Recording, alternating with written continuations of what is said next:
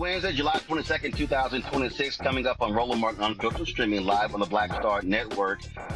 The family of Nolan Wells releases their independent autopsy results today at the NAACP convention in Chicago. We'll tell you what was said. Also, Senator Raphael Warnock talks about white supremacy, Trump and the housing bill, as well as what Democrats need to do to reach black voters. We'll also talk with a research firm that talks about how African Americans feel about the issue of voting in the wake of the Louisiana versus Callais decision. We'll talk about the case of a black man shot and killed in Delaware. We'll talk with the family attorney.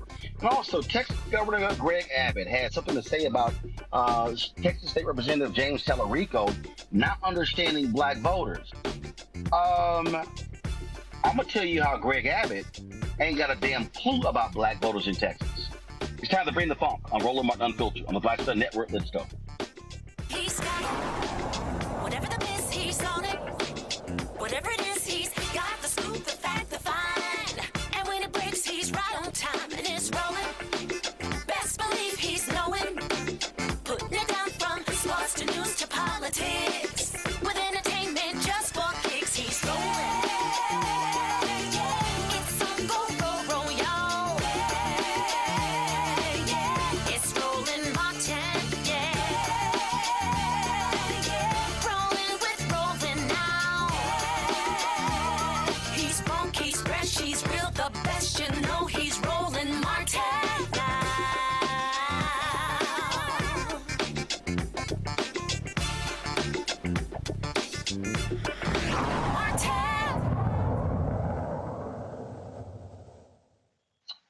Hey, folks, U.S. Senator Raphael Warnock of Georgia is one of 4 Democratic United States senators who are African-American in the Senate. There is 1 Republican.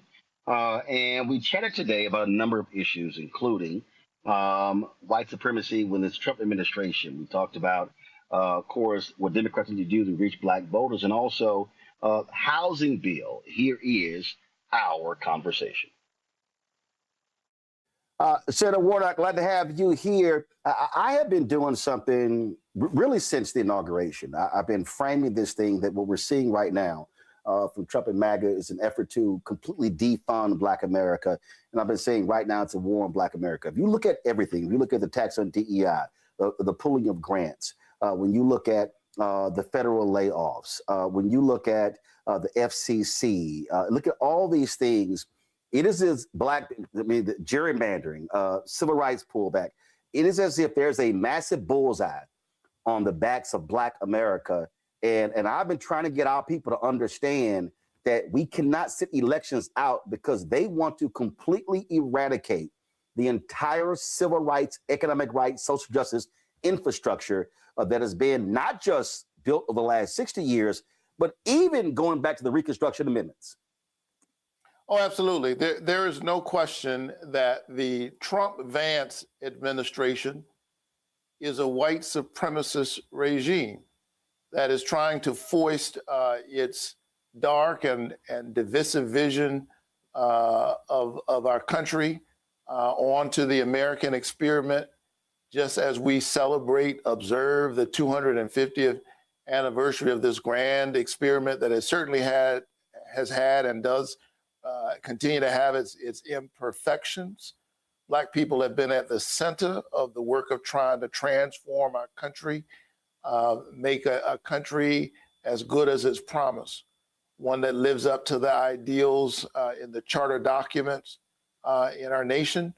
And there's no question that the Trump administration, whether we're talking about the attacks on DEI, the idea that you would turn diversity, equity, inclusion into cuss words, often at the behest of religious people. I've been saying from pulpits, in my other day job, that equity is in the Bible. The idea of inclusion and diversion and diversity, these are moral concepts. And we have to hold this administration accountable, but we also have to hold others, including pastors and churches, who are loud supporters of this, some of the meanest voices in our country right now, the folks most likely to blame immigrants, blame poor people, are people who read from the book. And so I want to challenge them on the basis of the book. I'm a Matthew 25 Christian. And as much as you've done it unto the least of these, you've done it also unto me. And I think we've got to hold them accountable. But come this November, we got to hold them accountable at the polls. People. But this is also why. It's also why I think where we are, we have to be in this, and I have been just, Bishop William Barber and I, our frat brother, we've been talking about this here. We have to have a micro to macro strategy, but also we have to be walking people through this. Those of us who live and breathe this stuff every day just simply can't assume that people know. There has to be a connecting of the dots. And so you have to connect the dots of Doge layoffs with the dramatic rise in Black unemployment because we over-index in federal government. You have to connect the dots of the attacks against DEI on how every Black nonprofit has been impacted. The slashing of federal grants impacts NGOs. It's impacting Black organizations. And so last year, Biden-Harris, Black-owned businesses got $10 billion in federal contracts, only 2%. That's not down to 1.2%. And so when you lose those billions of dollars in federal contracts, guess what? Those are Black-owned businesses. They have employees. They have families. They have kids in schools. And so this thing is just impacting in all areas. And so we're just in a moment where I just think that people really need to understand that what they are trying to lock in is, and I'm very clear in my book, White Fear. White supremacist rule for the next 50 to 100 years. And folk have got to wake up and realize this is not just about the next election. This is literally about the next half century. No, absolutely. They are playing, and they've been playing the long game. We on our side have not focused on the state legislatures, for example, the way that they have over the last few decades. And as a result, we're witnessing this rabid gerrymandering that's going on all across our country. The Supreme Court, with its recent Callais decision, has poured fuel on that fire. There are literally some 19 seats that are endangered right now in the Congressional Black Caucus. They want the opposite of the grand covenant e pluribus unum out of many one, and they are trying to shape the nation in their cruel, narrow, racist, bigoted, dystopian image. And the most powerful thing we have right now is our voices. I want those who are saying in 2024, what difference does it make, to look around and see what's happening and ask yourself, can you afford to stay home come November? I think not. You said that if Democrats gain control of the House and or the Senate, you want investigation of folks who've been redrawing these maps. Donald Trump said in January, hey, y'all got to keep control of this thing because if not, they're going to impeach me. Speaker of the House, Mike Johnson, said, hey, y'all, we better keep control because y'all need me to protect you. They're scared to death of investigations. And I've heard people say, well, Democrats should not be practicing retribution. I've said, no, wait a minute. Corruption is corruption. And if Democrats gain control, they should be making it perfectly clear that they're going to investigate potential wrongdoing. And clearly we know Donald Trump's DOJ is not going to criminally prosecute. But what is happening, people just can't just get away with it. And not just when it comes to gerrymandering as well, but even just the blatant corruption, the raping and pillaging of the federal budget, with Trump earning billions of dollars, and him and his family as well. I mean, this is mind-boggling what is going on. And so this is also what's on the ballot in November, actual accountability from Congress.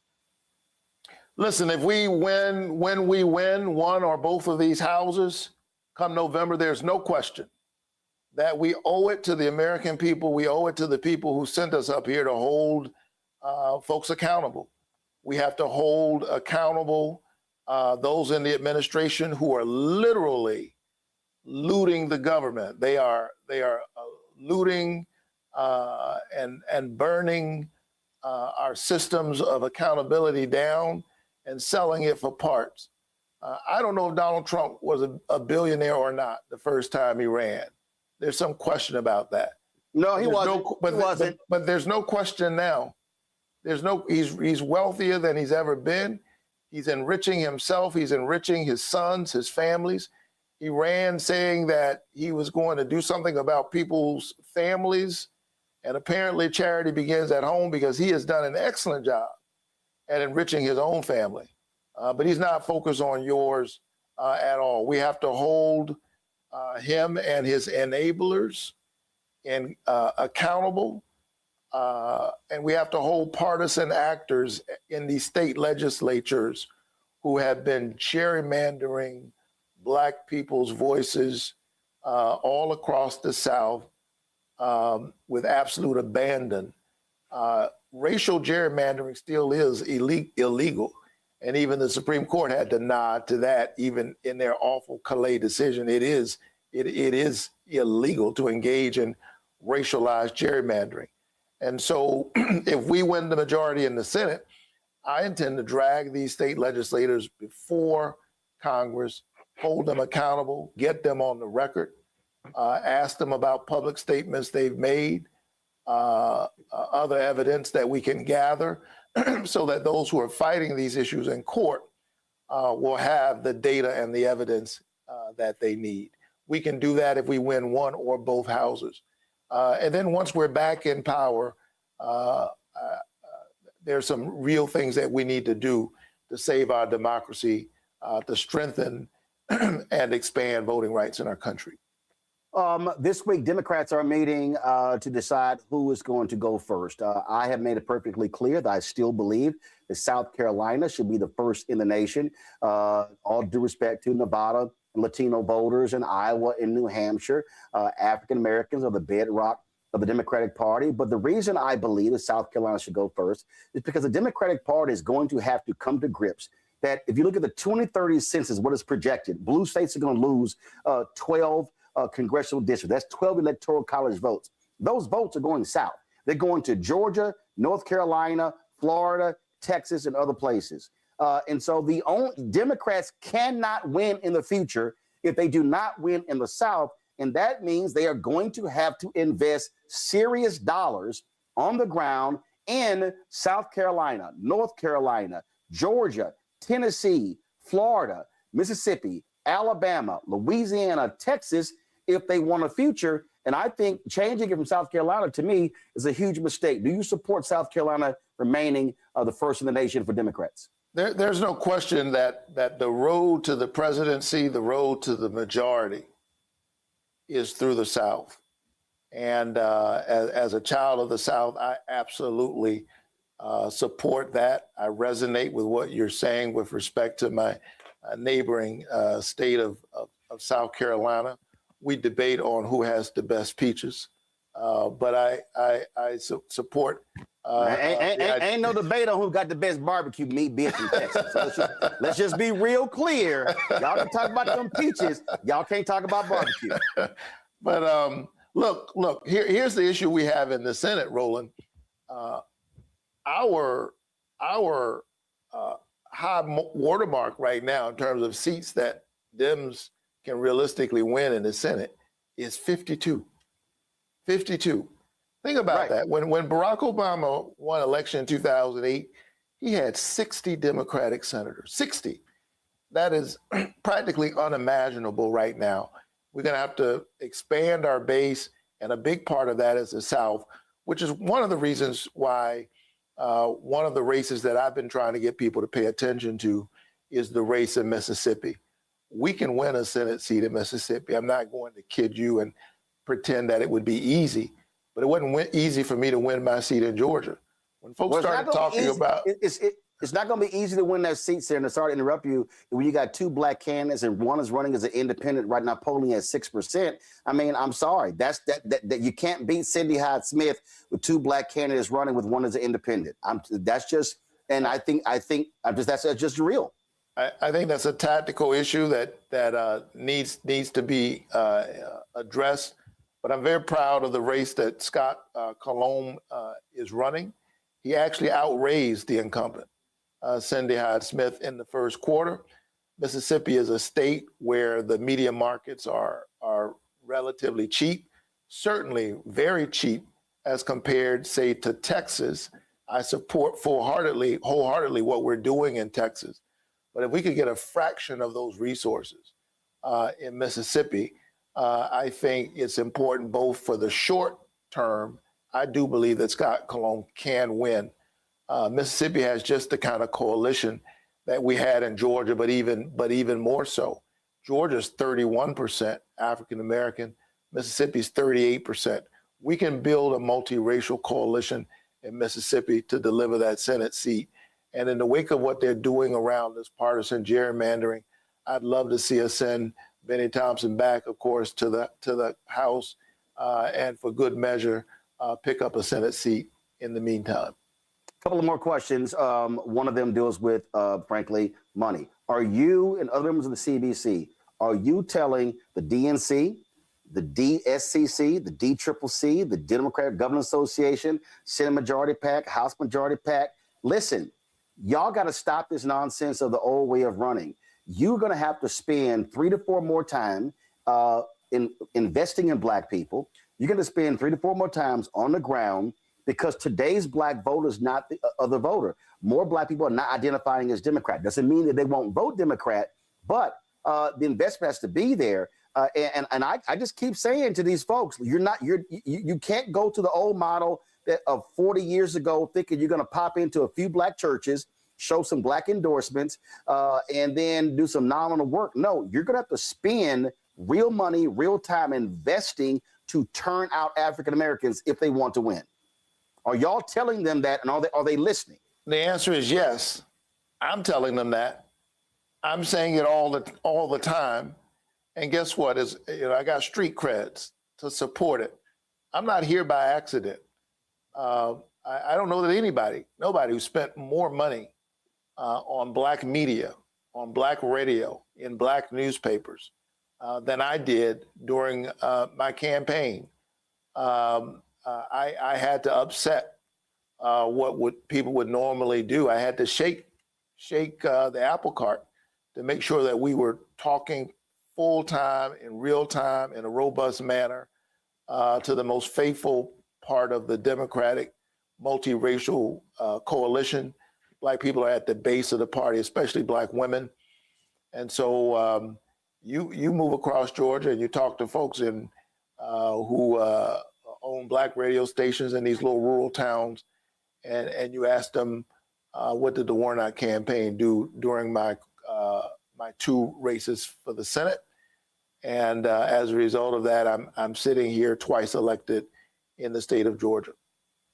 Yeah, so Black, but they did be listening. What you did in Georgia, and what Don Scott did because Speaker of the House of Virginia, that's really the model of how you turn it out. They better listen. Last question for you. Bipartisan effort, huge numbers passing a housing bill. Housing is a major crisis. The twice impeached criminally convicted commander-in-chief refused to sign the bill because he threw a temper tantrum. That bill is actually helping people. And we know for African Americans, housing is critical. Affordability is critical. Talk about what you want to see happen now that the bill has become law, despite the antics of the commander-in-chief. Housing is one of the most important issues we can be talking about. And we have a major housing affordability crisis in this country. Much of it is on the supply side. There's just not enough housing, and a whole range of reasons for that. I've been working on this issue since I came to the Senate, but I'm proud that we were able to pass the Road to Housing bill, which in various ways addresses this affordability crisis. It doesn't do everything, but it is a robust first start. I'd like to do more once we're in power. But in this bill, in this law, this bill which became law, despite Donald Trump's temper tantrum, he wouldn't sign it, but it became law anyway after 10 days. I have a provision in the law that finally addresses the outsized footprint of private equity in the housing markets. And we're particularly seeing this in communities all across Georgia. I think of huge swaths of land in Southwest Atlanta and all across the state that I represent. 1 in 4 single-family homes owned by private corporations in Atlanta. So you're trying to be a first-time home buyer. You're a young couple. You got married. You followed all the rules, and you're starting a family. And when you get ready to buy a house, you're not competing against the person down the street. You're competing against some out-of-state private equity corporation. Well, my provision finally does something about this by putting a cap on how much they could buy and beginning to address this outsized impact of private equity, putting the squeeze on that.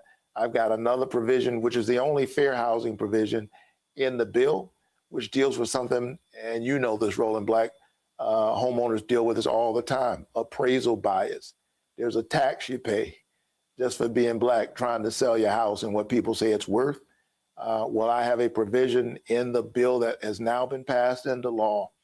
If you get an appraisal and you think there's something untoward there, for the first time, you actually have some legal recourse and you can demand an additional appraisal.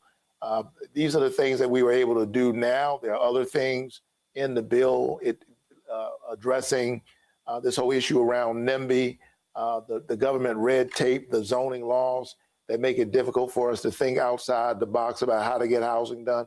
All of that is in this bipartisan piece of legislation, and it's going to take some pressure off of the housing market, create more opportunity. But I look forward to the day when we can get even more done.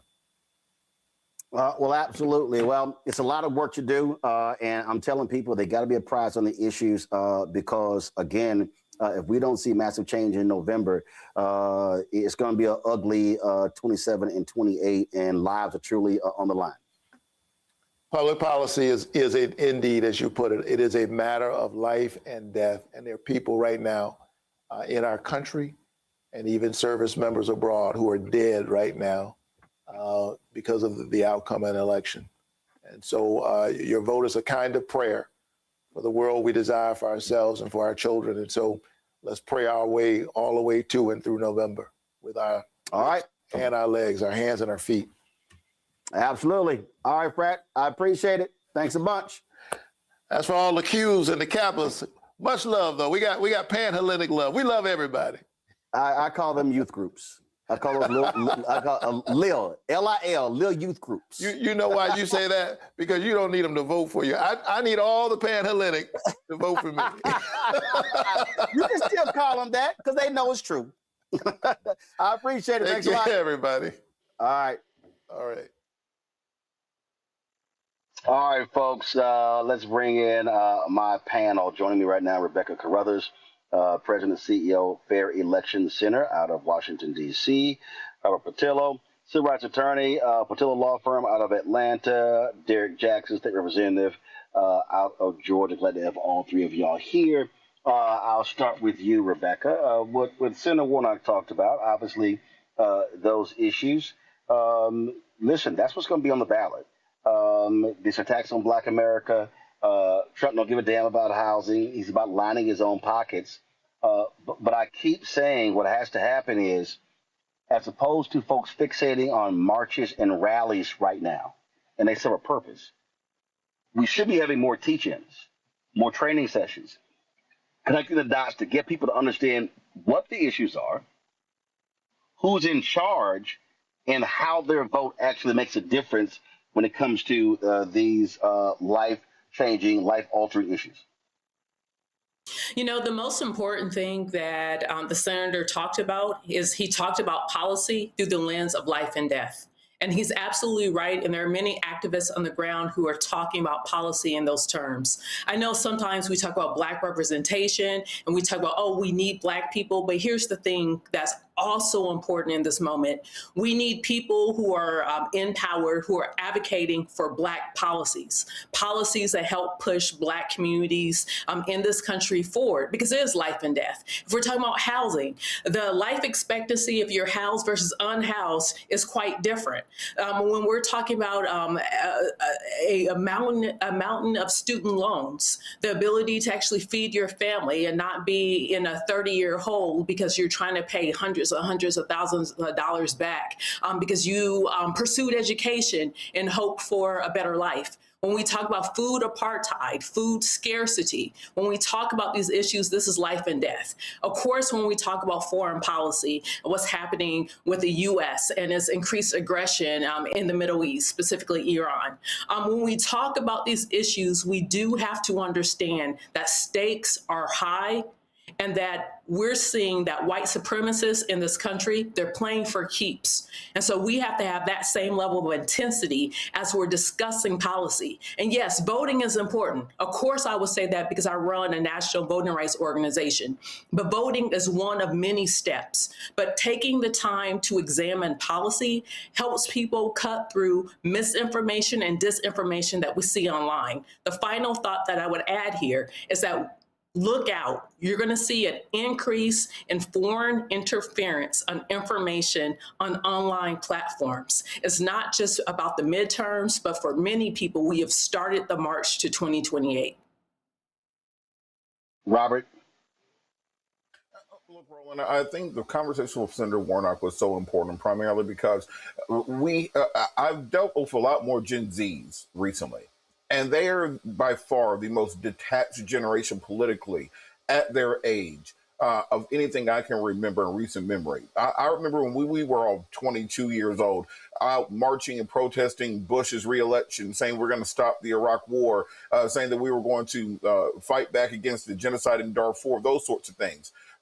Who Democrats have to realize, this next generation is not interested in the same politics and policies of the past. You can't just simply roll out of bed and count on them to turn out. You have to present to them policies that they believe in, things that will actually make their lives better, and not just simply say how the other side is terrible. If you are 18 right now, you've been dealing with Donald Trump since you were 10 years old. You've spent the majority of your life with this presidency, and therefore you don't understand what America was like beforehand. Pointing out the absurdity of Trump is no longer a winning strategy. You have to push forward the policies that you actually know will help the American people, and we have to get rid of this old guard that for some reason thinks we can play the same game again and again and again. This is a new post-Obama radicalized young generation that's looking for leadership and is looking for bold and strong solutions, and that's what's going to win going forward, not simply recycling and retreading the same things we've done for the last 40 years. Derek? You know, I absolutely agree with my dear friends that I shared a panel with this evening, but I'm going to just take a different kind of pivot. I'm happy that Senator Warnock was able to deliver and actually got this bill passed, right? Because we as Democrats, we often tell every campaign election cycle what we want to do, all the promises that we make, and unfortunately, we don't deliver. This is one that he delivered on. I mean, right here in Georgia, as he already articulated, 1 out of every 4 homes, Roland, owned by someone on Wall Street, and our housing market has went through the roof. And so, as we continue to articulate this quality of life and this American dream, here Senator Warnock was able to deliver, I think, a very hallmark piece of legislation to tell the American public, you do get out and vote, and you vote for someone that align with your interests, we can deliver, and then hold them accountable to get that particular thing done. And so I enjoy the fact that this Housing Act has been done in spite of the person that's in the Oval Office. All right, folks, got to go to a break. We come back. We're going to talk about a new research that shows where black voters stand in the wake of the Supreme Court's Louisiana versus Callais decision. We'll also be talking about the results of the Nolan Wells independent family autopsy. All of that right here, Roland Martin Unfiltered, right here on the Black Star Network. All right, folks, let me tell you about Chapter. Now, if you're on Medicare or about to be, the system is not set up to work for you. Too much fine print, too many plans, and too many people making money off of your confusion. And look, we're used to this. We're no strangers to systems that don't have our best interests at heart. But we don't have to accept it when it comes to Medicare. That's why I'm telling you about Chapter. Their advisors are independent and honest. In fact, they're the only Medicare advisors that compare every plan nationwide. And they're focused on one thing: what works for you. If there's a better plan out there, they'll find it. If you're already in the right one, they'll tell you that too.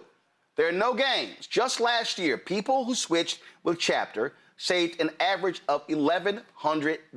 It's 20 minutes and a real person. It's completely free. My parents actually have already called. My mom sent me a text. Folks, give Chapter a call at 724-264-8281, 724-264-8281, and connect with someone you can trust. Folks, these are the kind of services that we need for our audience here at Roland Martin Unfiltered and the Black Star Network. So call Chapter right now, 724-264-8281. With medicine and science under attack, I want to keep you and your family informed and healthy. I'm Dr. Ebony Hilton, and I knew at the age of 8 that I wanted to be a doctor. So I studied hard and became the first African-American female anesthesiologist hired at the Medical University of South Carolina since its opening in 1824. And I always say I was made into a doctor, but I was born to be a mom.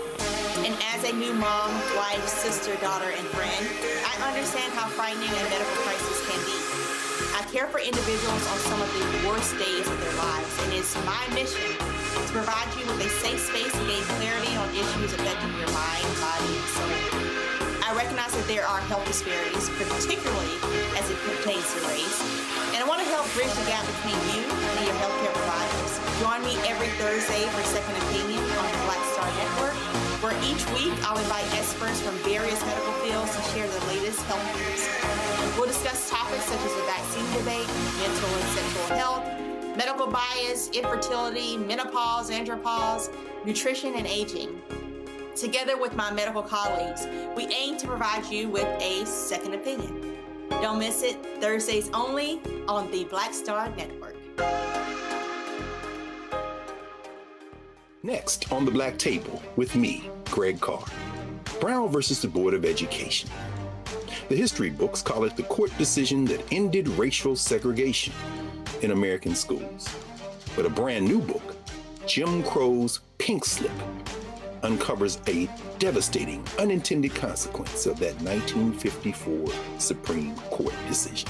We may, if we were lucky, have been the very last generation of Black students to have experienced these generations of Black teachers who have never been replaced. Dr. Leslie Fenwick joins us to talk about her book and the actions following that landmark decision that dealt a virtual death blow to Black educators. That's next on the Black Table, right here on the Black Star Network. Hatred on the streets, a horrific scene, a white nationalist rally that descended into deadly violence. White people are losing their damn minds. As an angry pro-Trump mob storms the U.S. Capitol, We're about to see the rise of what I call white minority resistance. We have seen white folks in this country who simply cannot tolerate Black folks voting. I think what we're seeing is the inevitable result of violent denial. This is part of American history. Every time that people of color have made progress, whether real or symbolic, there has been what Carol Anderson at Emory University calls white rage as a backlash. This is the rise of the Proud Boys and the Boogaloo Boys. America, there's going to be more of this. Here's all the Proud Boys, guys. This country is getting increasingly racist in its behaviors and its attitudes because of the fear of white people. The fear that they're taking our jobs, they're taking our resources, they're taking our women. This is white fear.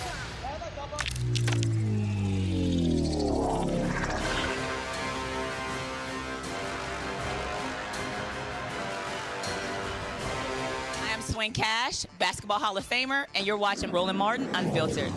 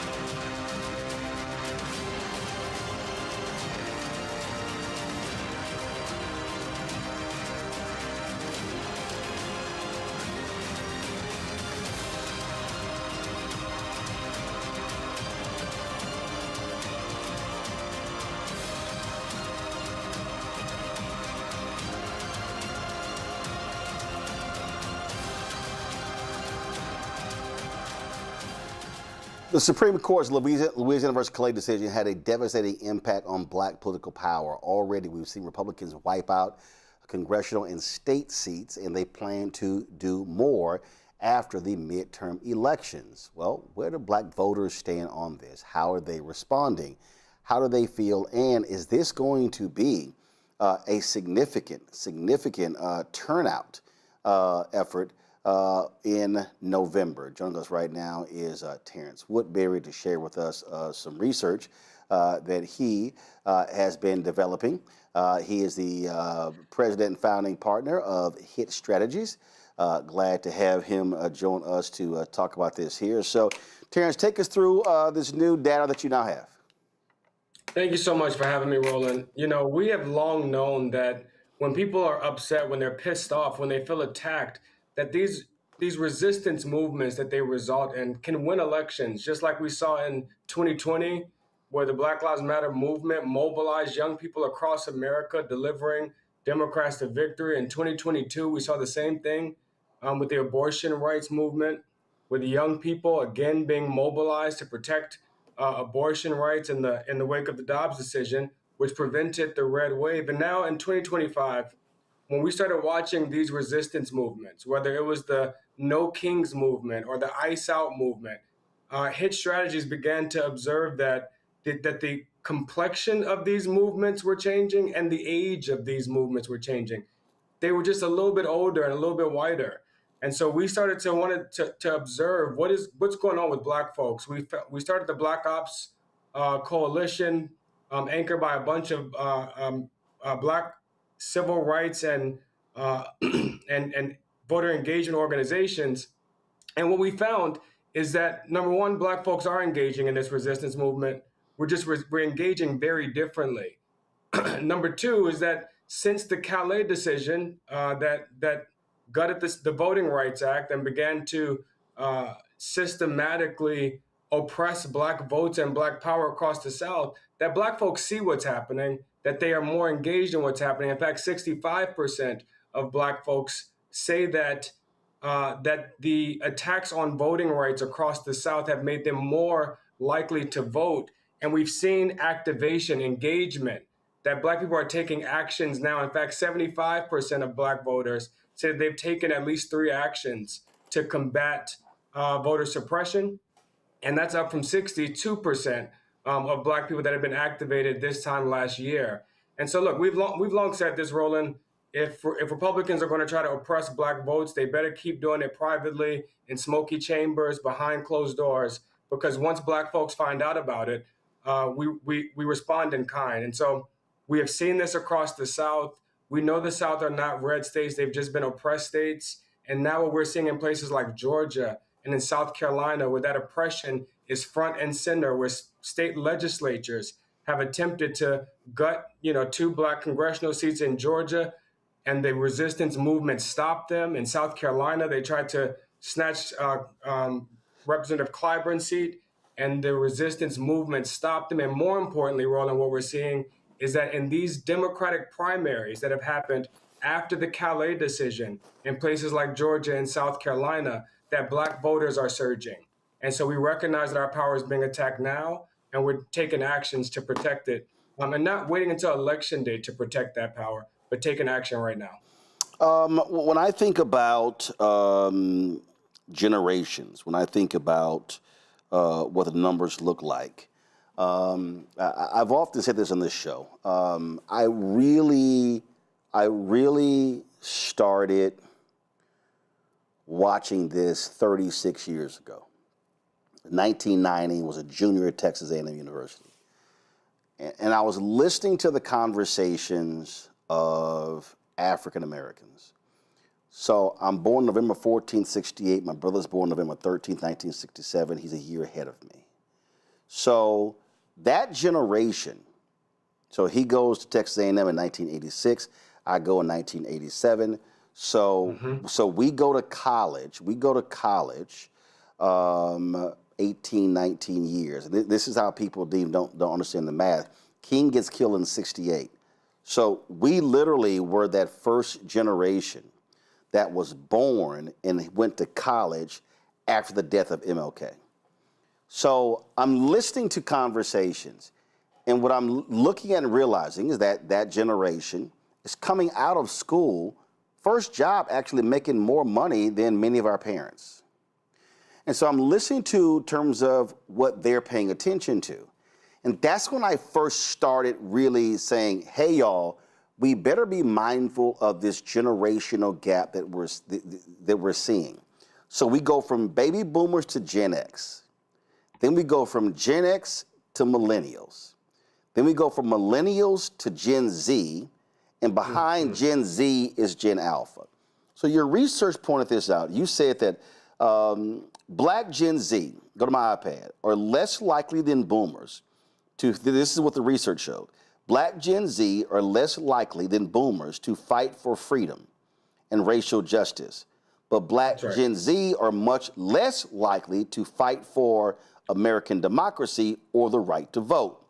56% of Black Gen Z believe that they do not have to defend democracy because it does not work for us, compared to just 22% of Black boomers.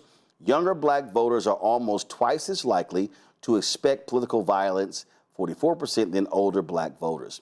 Now, what jumps out is that when you and I talked, I guess it was 2022, the election, when you were talking, we were talking about, you were saying how we have to use language differently. So go back to my iPad. So when I see that Gen Z are much less likely to fight for democracy or the right to vote, that means that when I think about Vice President Kamala Harris's campaign, what was the centerpiece of the campaign? Fight for democracy. What do you keep hearing people talk about? Fight for democracy, or we got to fight for our right to vote. So the language that is being used actually is not appealing to the folk we need to turn out. That's exactly right, Roland. Look, it's not that, and we've been saying this since 2022, that Democrats have to stop defending democracy. Stop defending democracy. That is not a winning message. That does not mean that we abandon democracy.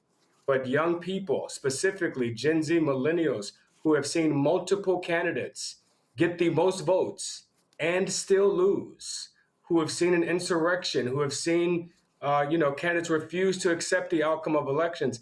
These young people have had mixed results from democracy, and they are not prepared to defend that. And so what we found is that while 81% of Black boomers say it is Black baby boomers say it's important for them to defend democracy, only 50% of Black Gen Z say it's important to defend democracy. So what that means is, when we're talking about messaging, you have to, if you're taking Black people, you have to have Black boomer messaging, Black Gen X messaging, Black millennial messaging, Black Gen Z messaging. And the problem with these white strategists is that they just want to do one message to Black people. That's it. And the candidates as well. And what I keep saying is, like, no, you have to have a micro targeting strategy. And this also goes for Black politicians and Black groups. We have to be talking to different generations in a different way. That's exactly right. I mean, we've heard a lot about the gender gap in the Black community, Roland, how Black men show up different than Black women, when in fact the gender gap exists across every racial group. In every group, women vote different than men. Women show up more than men. And in the Black community, that gender gap is smaller than it is in any other group. But what is undermining our ability to coalesce this resistance, to really demonstrate the full force of Black power, is not the gender gap between Black men and Black women. It is the generation gap between older Black voters and younger Black voters, where across every single metric, whether it is, how important is it to fight for democracy, how likely are you to vote, how much do you approve of Donald Trump, on every metric, younger Black voters are 20 points away from older Black voters. And so this is where we have to start solving for the gap. And a part of how we do that is by connecting the dots between the democracy, these kind of pain points of democracy, and how they are impacting young people, Black young voters, economically. For example, right, we may want to talk about ICE occupying our cities or being deployed into American cities. And that's fine, as long as we are connecting that to the fact that means that there's $75 billion of wasteful spending that could have been used to solve problems in your community. We can talk about an unconstitutional war in Iran. That's fine. But it's more important to talk about the fact that we're spending $1 billion a day in Iran, almost $30 billion wasted, and what Democrats would have solved with that money. Because this is, I mean, it comes down to how is this impacting me personally? And all of these decisions, all of these attacks on democracy, on voting rights, they have economic implications. And we have to connect the dots and show how these decisions are, yes, they're undermining America's democracy, but also they are hurting you, your family, and your community. This right here jumped out at me, and I found this to be really interesting. Now, first of all, this is the actual, just the graph here, but I'm going to go down here. And when you talk about that black-female divide, again, we have to deal with messaging. So it says, hurt you personally, not made a difference personally, help you personally. Men under 50, Trump's policies, hurt you personally, 39%. Not made a difference, 40%. Help you personally, 18%.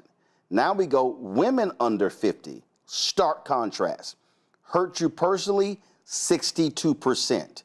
Not made a difference personally, 24%. Help you personally, 9%. Let's go to men plus 50. Hurt you personally, 69%. So it jumps from 39 to 69 when you go from men under 50 to men plus 50.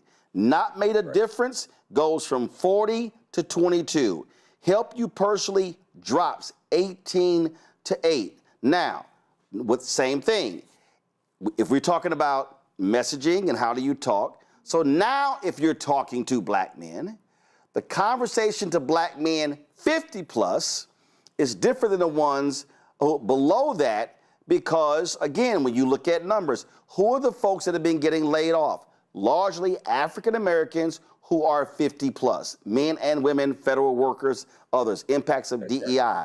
And so again, what it is saying is that when we're talking about how do we communicate, we have to be, I'm thinking about I forgot the guy's last name, but he's the author about your love language. I mean, that's what this is all about. And all this is saying is you cannot continue with this sort of one size fits all. That worked from let's just be honest, that worked from 68 to 2004. Obama comes along, he completely changes all of it. He's an anomaly, so you got to really take him out of 8 and 12, and you got to look at the elections since then. And so the messaging has to be different. That's exactly right, Roland. And what makes that quite easy is the internet. What makes it easy to target specific voters with a specific message is the internet and the fact that they're consuming all the information from the palm of their hand where they could be targeted. I mean, think about what we're talking about. We're talking about segmenting black men and black women as rudimentary as, a rudimentary division as that when it was a decade ago that Cambridge Analytica was using data to target vote, to isolate Brexit messaging per person, not per demo or per group, but per person isolation. This is what we are combating. We're combating the other side, Republicans, who are targeting young men with messaging, who are isolating and frankly, showing them messaging that none of us are really seeing or hearing because it's only in the palm of their hand. And we are still trying to blanket message as if we were only advertising on television, as opposed to using the power of targeting on the internet. Young men, when I look at the graph that you just put up, 18% of black men under 50 saying that Donald Trump's policies have helped them personally. Guess how many black men under the age of 50 voted for Donald Trump? 18%. And that 18% helped me personally. Y'all, it's just right here in the data. Women under 50, 9. Men plus 50, 8. Women 50 plus, 2. Defenders, 8%. Activists, 7%. Spectators, 11%. So that's the highest percentage out of all of those groups. And look, Roland, keep that up for a second, because I just want to draw this correlation. I'm going to get in the weeds a little bit here with correlations. But when you just look at that bottom row, Black men under 50, 18% say that Donald Trump's policies have helped them personally. 18% voted for Donald Trump. Black men over 50, only 8% said that Donald Trump's policies to date have helped them personally.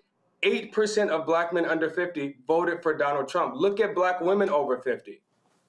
Only 2% say that Trump's policies in his second term have helped them.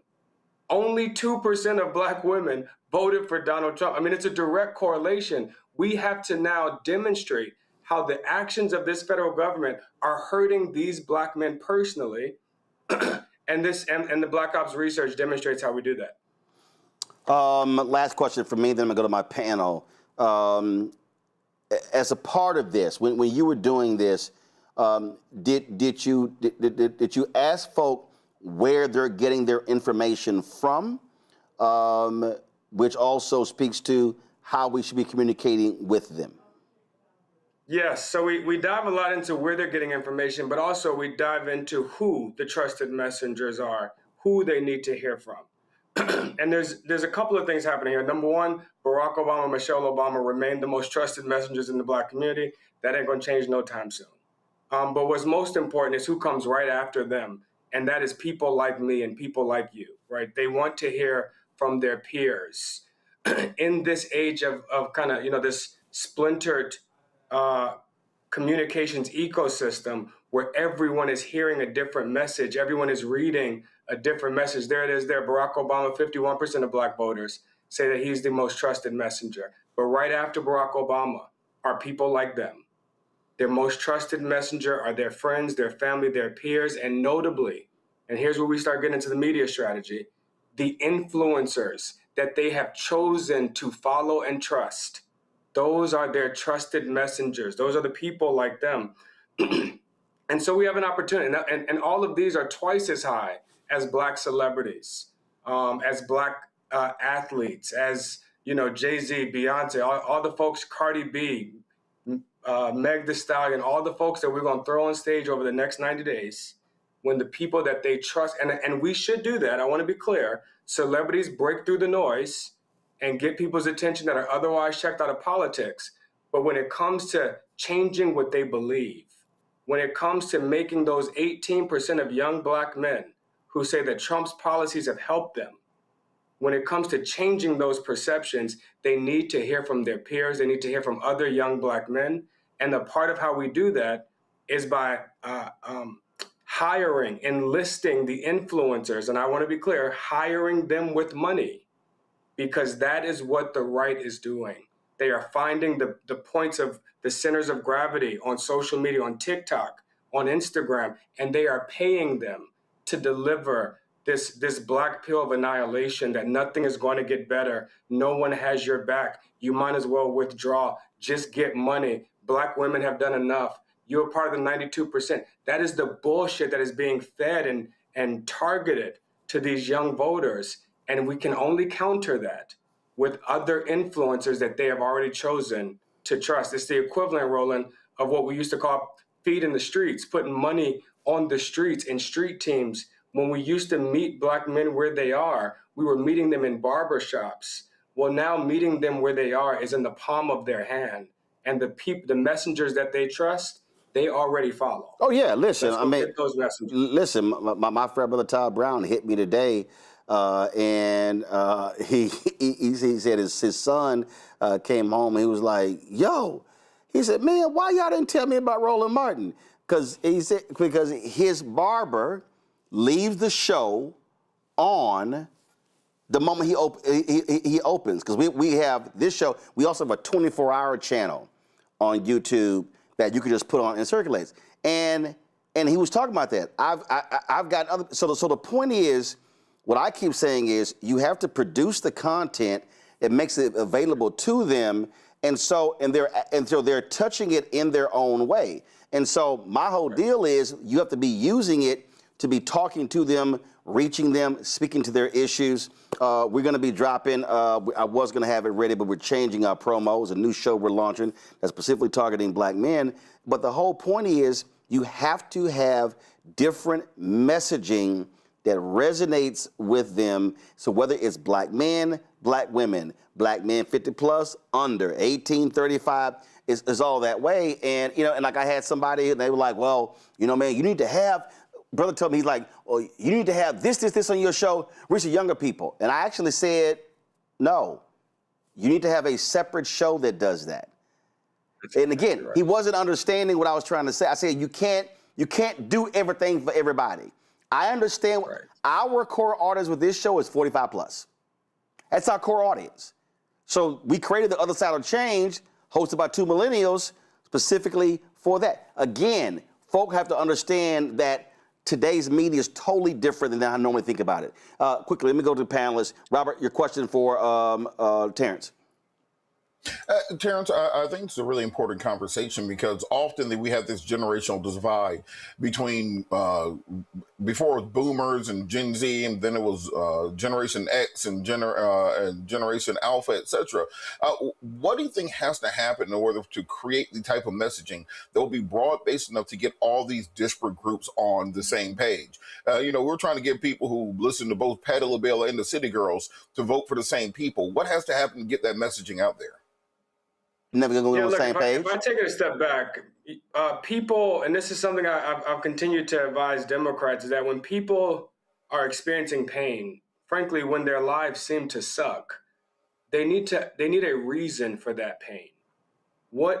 And it can't just be because I ain't doing something right. I got the degree, I went to school, I did all the things you told me to do, and this shit still sucks.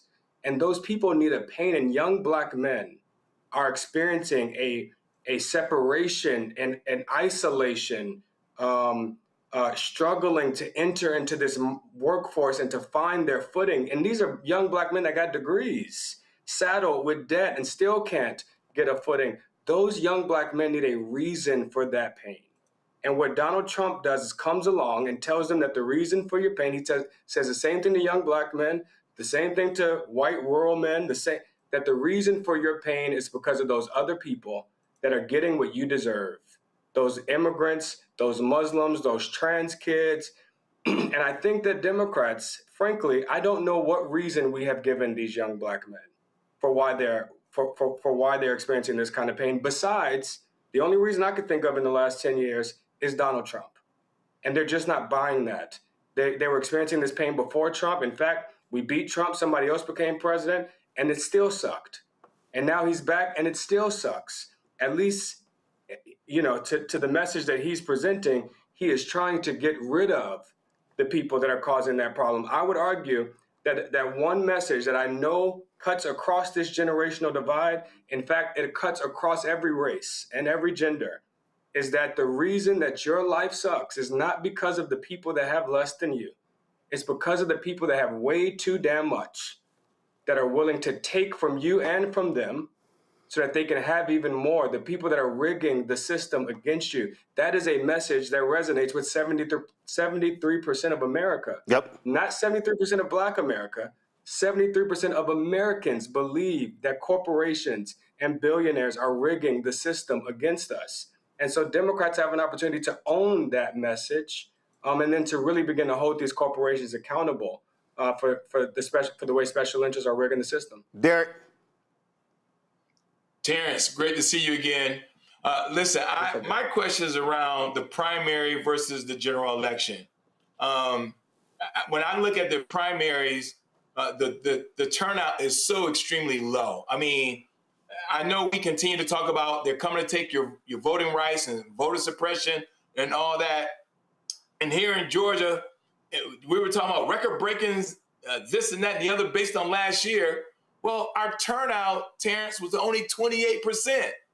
72% stayed home. And so when you have 2.5 million Black voters right here in Georgia, what can we do to cut through this low voter turnout? And I get the messaging piece, but it seems like there's something else. It's not just restrictive that we continue to pass in Georgia. It's not just talking about democracy or they come in and take your voting rights. We got to be able to cut through this low voter turnout. And then the last thing but not least, I would love to see your data around name ID, because we seem to hang our hats on name ID. Because I guarantee you, if you asked back in 2007, will you believe in Barack Obama, the answer would not be 51% like it is today. That's right. That's right. You're spot on. You are spot on. So, Georgia is priority number one for me in 2026. In fact, I have moved to Atlanta to help a black woman and a black woman become governor and a young millennial get reelected to the U.S. Senate. And I do think that those two, one of the things that we have seen is that candidate selection matters. And when you have candidates that represent the broad diversity of the coalition, that speak to the lived experience of people, and that can tell you why your life sucks, because I am experiencing it too, because my children are experiencing it too, because my siblings are experiencing it too. That is a very, very different proposition than what they've been experiencing. And so I do think that's going to be important in Georgia.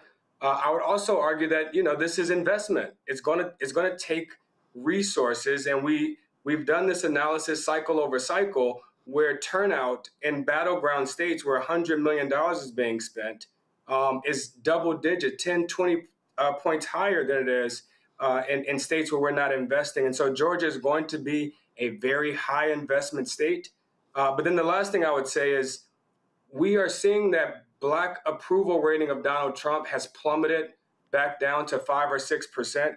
It was as high as 20 to 25% at the beginning of this second term. But the problem is that as his approval rating has plummeted, as they become anti-Trump, they have not become pro-Democrat. And so this is why I encourage Democrats, especially in places like Georgia, where a lot of money is about to be spent, to give voters something to vote for and not just something to vote against. They know Republicans suck. They know Donald Trump is terrible. They know MAGA is attacking them. They need to know what Democrats are going to do for them. Rebecca. Hey, Terrence, it's good to see you. And I owe you a phone call. Yes, you do. So, and I'll be in Georgia next week. So I'm reading Ella Baker's biography, especially as she's talking about participatory democracy. Is that the Barbara and Ransby book? Black hierarchy. The Barbara Ransby book? Okay, go ahead. Yep. Especially as she's challenging Black hierarchy. I'm raising this because when I look at influencers online on behalf of the party or on behalf of candidates, when I look at celebrities, when I look at Black churches, Black fraternities and sororities, that has been the way in which the Black establishment has said, okay, this is how we're going to organize the Black community. It's not working. So how do we get the Black entrenched establishment to understand that we have to get everyday Black people involved into this thing if we're actually going to do something to move our communities forward? Luckily, frankly, I don't know how we convince the Democratic establishment to do things differently without replacing more of them, frankly. I'm going to get in trouble for saying that. But that is why it is so important for organizations like yours, for grassroots organizations across the country, Block Wisconsin and Detroit Action and Power Pennsylvania and Top Texas Organizing, that all of these groups that have become a center of gravity in our community, that they are funded, that they are well resourced, because they are doing a lot of the work that state parties used to do. And so, as the national party, I believe is kind of in a soul search for the brand of the party that I don't know will be answered until 2028. That we just have to make sure that the groups that are on the ground, that have demonstrated a proof of progress, that have been on campuses the way you have, organizing and mobilizing and registering young people, that those groups are actually well funded, because that's where the work is happening. All right, Terrence, where can people go to check out all of the research? Yeah, please check out the Black Ops Project. We've been conducting this research for the past year. Focus groups, polls, top lines, all the focus group clips can be found at www.hitstrat.com /Black Ops. And please, I really encourage you to listen to some of these focus group clips. Listen to the pain in these black voters instead of us talking about these black voters. Well, what we'll do is we'll also we'll pull some of that so we can actually share this so people can actually see it and understand it. Terrence, we appreciate it. Thanks a lot.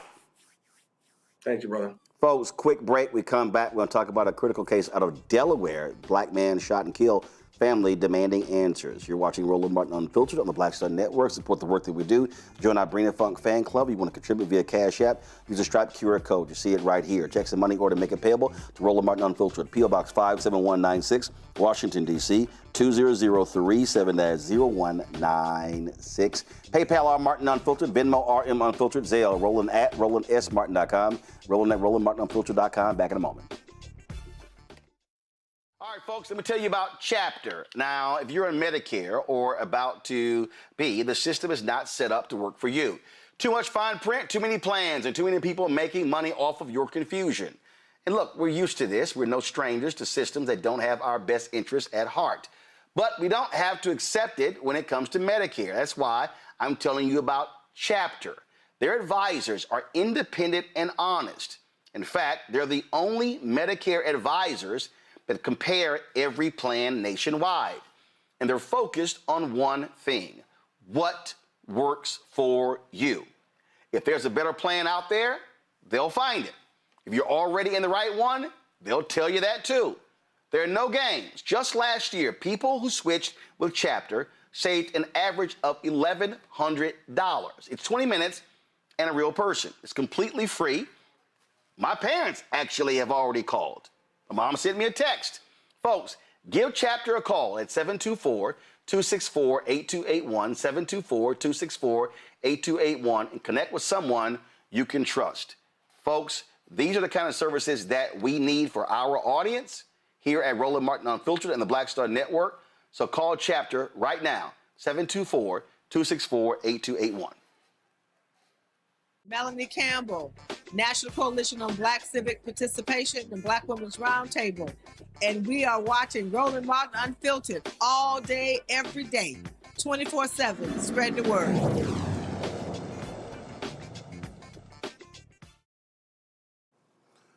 The family of Kadir Skinner is calling for criminal charges against a police officer who shot and killed the black 19-year-old in Wilmington, Delaware.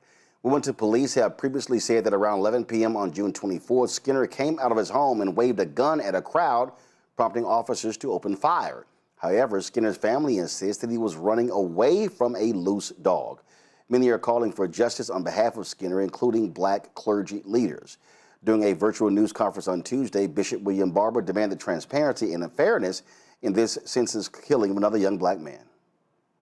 This is not just an isolated incident. Number two, we must call for even members of the police community that know things to come forward. This is not a time for the police to be in solidarity with wrong.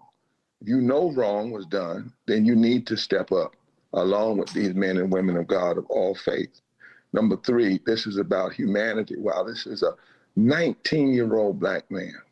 Anybody, black boy, teenager, baby to most of us, anybody that's not concerned about somebody being shot in the back has lost some of your humanity. And then finally, as Pastor Bland will say, on August 24th, we're having a mass community rally. You say, well, why is it the 24th? Why not immediately? Because we're going to make it strong and big and powerful to show that this community is not going to be on fire and be concerned for 2 days or 3 days or 1 week and then back away. That's not who you're dealing with in these brothers and sisters. That's not who you're dealing with in Pastor Bland. It's not who you're dealing with Attorney Daniels and others. This is you have to stick and stay, because Kadir at 19, not 20, not 21, at 19, he wasn't robbing a bank, but he was shot in the back. He wasn't resisting arrest, but he was shot in the back. He wasn't committing a crime, but he was shot in the back. He wasn't beating somebody down, he was shot in the back. He was shot in the back and killed, and did not die immediately, and then died over time, died without getting the treatment that maybe could have saved his life. What we believe at this point is an unnecessary, unprovoked, immoral a shooting of a 19-year-old, keep saying it, in the back. And Pastor Bland told me that piece troubles the whole nation, Pastor Bland. When every time we tell other people, they say, well, what? He was shot in the back at 19 and then laid and then died later. So Pastor Bland, we know that we're standing in solidarity. There are people all over. There has to be justice. There has to be truth. There has to be transparency. Folks, joining us right now is Harriet Daniels, the attorney for the family. Harriet, glad to have you here. Now, the Women Police Department, they released body camera footage from 3 officers showing 3 different perspectives of what took place. The first video is apparently from the officer who actually shot Kadir. Y'all can actually roll that. Walk us through your perspective in terms of what you and the family are saying with what happened here. Thanks for having me, Roland. On the night of the incident, a officer, with 2 officers in a patrol vehicle, and they was, I guess, patrolling the area. We don't know exactly what was their purpose for their presence in that neighborhood. But at some point, they saw Kadir running. The police patrol vehicle stopped. Both officers exited the vehicle and started to give chase to Kadir. In the video, at the beginning of the video, if you slow it down, you can see Kadir running from a dog. In fact, we have witnesses' statements that, in fact, corroborated the video before we even saw the video, that he was walking down the street, turned the corner, and a vicious dog got loose, and he took off running. And simultaneously, these cops pulled up and kind of did a roll stop. At some point, while Kadir is running, the officer pulls a firearm and fired 3 shots, striking Kadir in the back. What we do know is that he was shot in the back and he was running from the police. We have our witnesses to that account, that not just the video alone, but corroborates what's on the video and corroborates the physical evidence here. The Williams Police Department initially came out and said that Kadir came out of the house, pointed a gun at a crowd of people. That prompted the officer to give chase. And if you can see in the video there, you can kind of see the dog running. You can see the dog running behind him. That's not true. The second video shows a better vantage point of what's down the street and the direction where Kadir's running from, and that clearly showed that he was not in any way and form coming out of the house, pointing a weapon at a dog, anything in capacity. A gun was recovered away from his body. That gun was handled, picked up, but as we stated before. Looks like we lost Harriet there. We'll hope to get him back to further explain. Folks, there are other angles. Here's a third angle from the third officer who arrived on the scene. Just go ahead and roll that. And so again, there have been 3 different videos that have been released showing, roll the video please. There are 3 different videos that have been released, different angles of what took place on that night. And again, what you are hearing from this family is that they want justice. Unfortunately, we have seen far too many of these cases, Robert, where, let's just be clear, benefit of the doubt often goes to the police officer, and then when they put out there there's a gun on the scene, people just automatically go, "Yep, there you go, he's guilty, move on." Well, this is one of the most important things that came out of President Obama's 21st century policing policy, which is the proliferation that we've now seen of both body cam footage, but also the general public understanding that when you see an encounter of this nature, start filming immediately. We can go back 40 years to Rodney King, and people understand the importance of video in these situations. I was with Reverend Jackson at the Ahmaud Arbery hearing when the lawyer said, well, we don't want to have Jesse Jackson here on Monday. I was the person in charge to make sure Reverend Jackson was here on Monday to walk into court.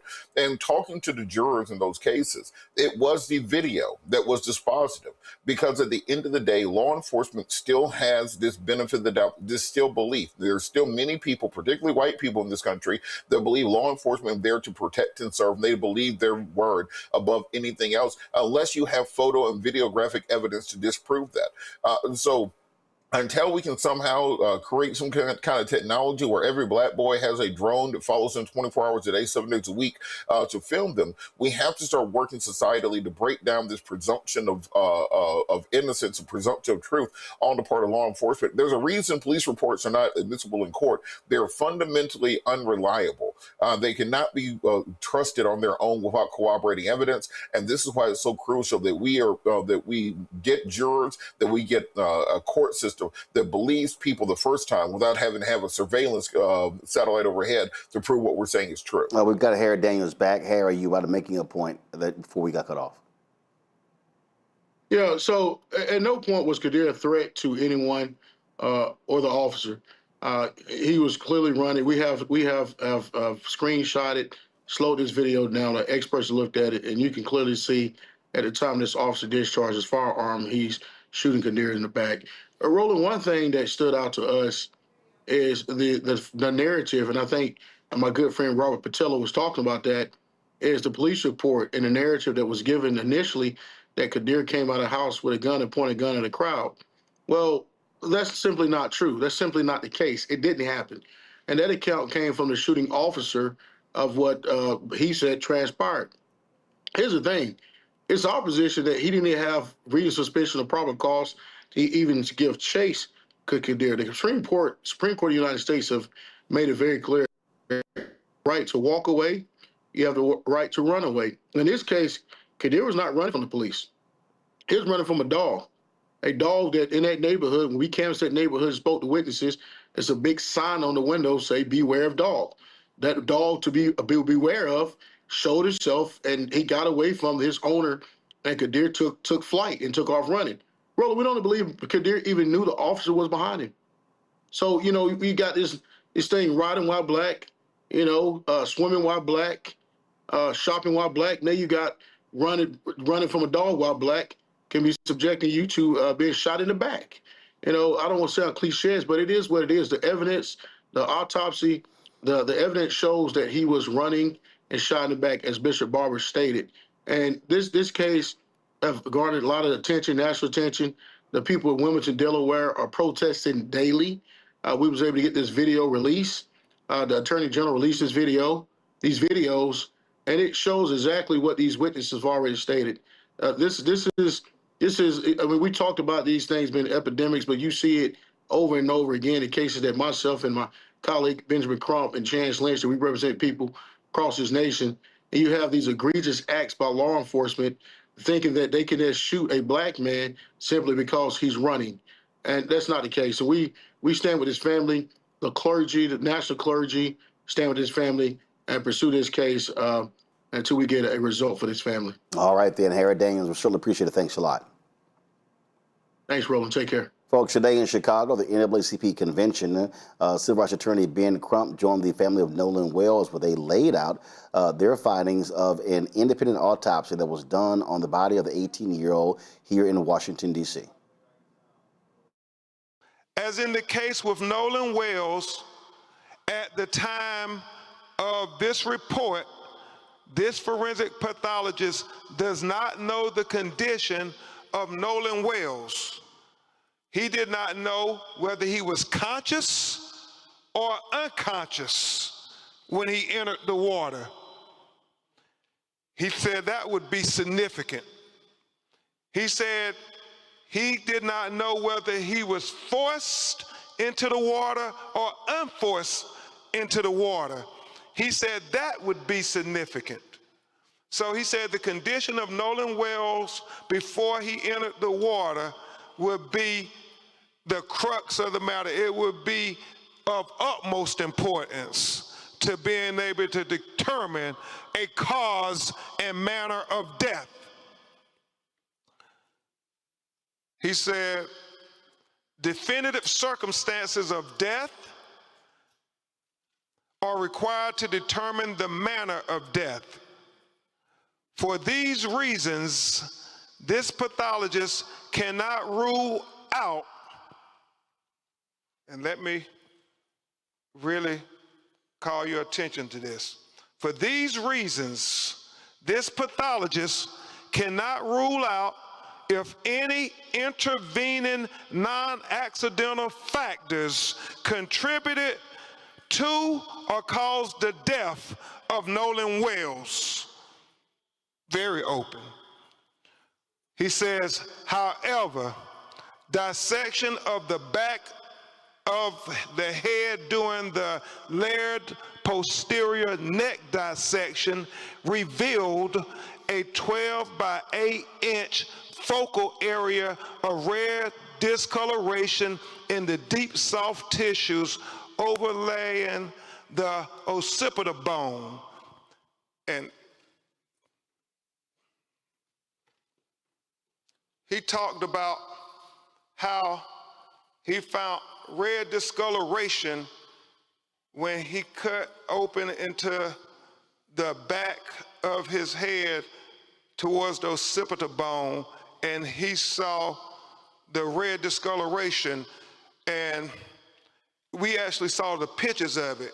It's significant. You can't help but notice, why is this dark red here in the back of his head? And so he was important to note that in his report. He said that etiology of this finding is unclear.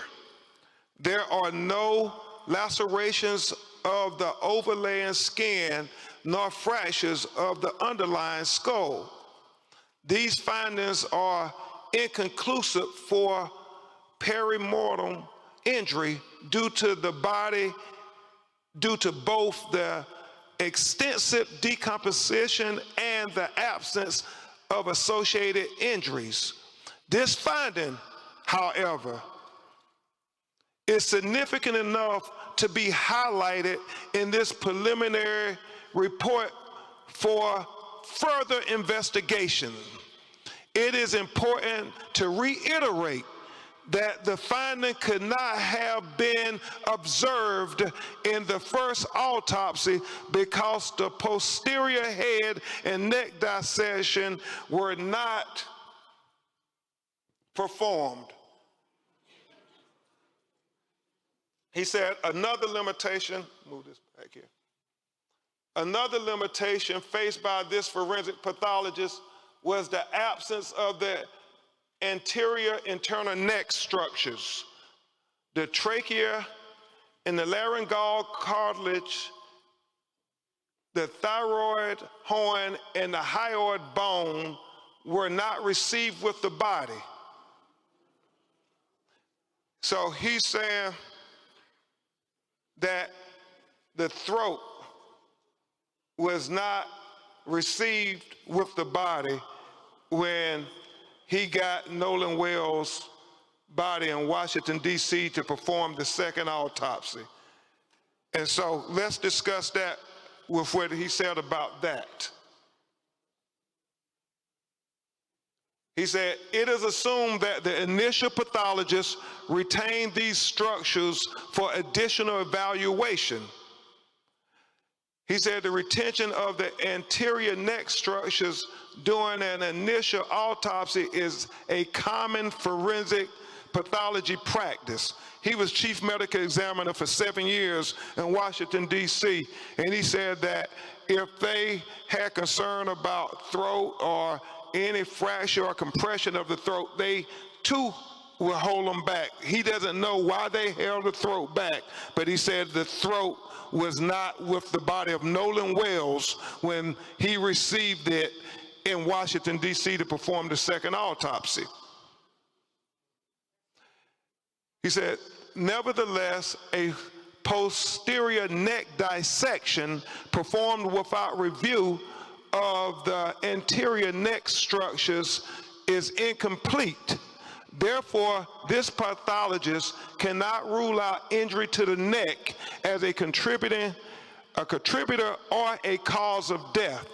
He said he would need to have the medical examiner in Mississippi allow him to review the throat. That's why he said his autopsy is undetermined pending investigation. Remember, it's about transparency.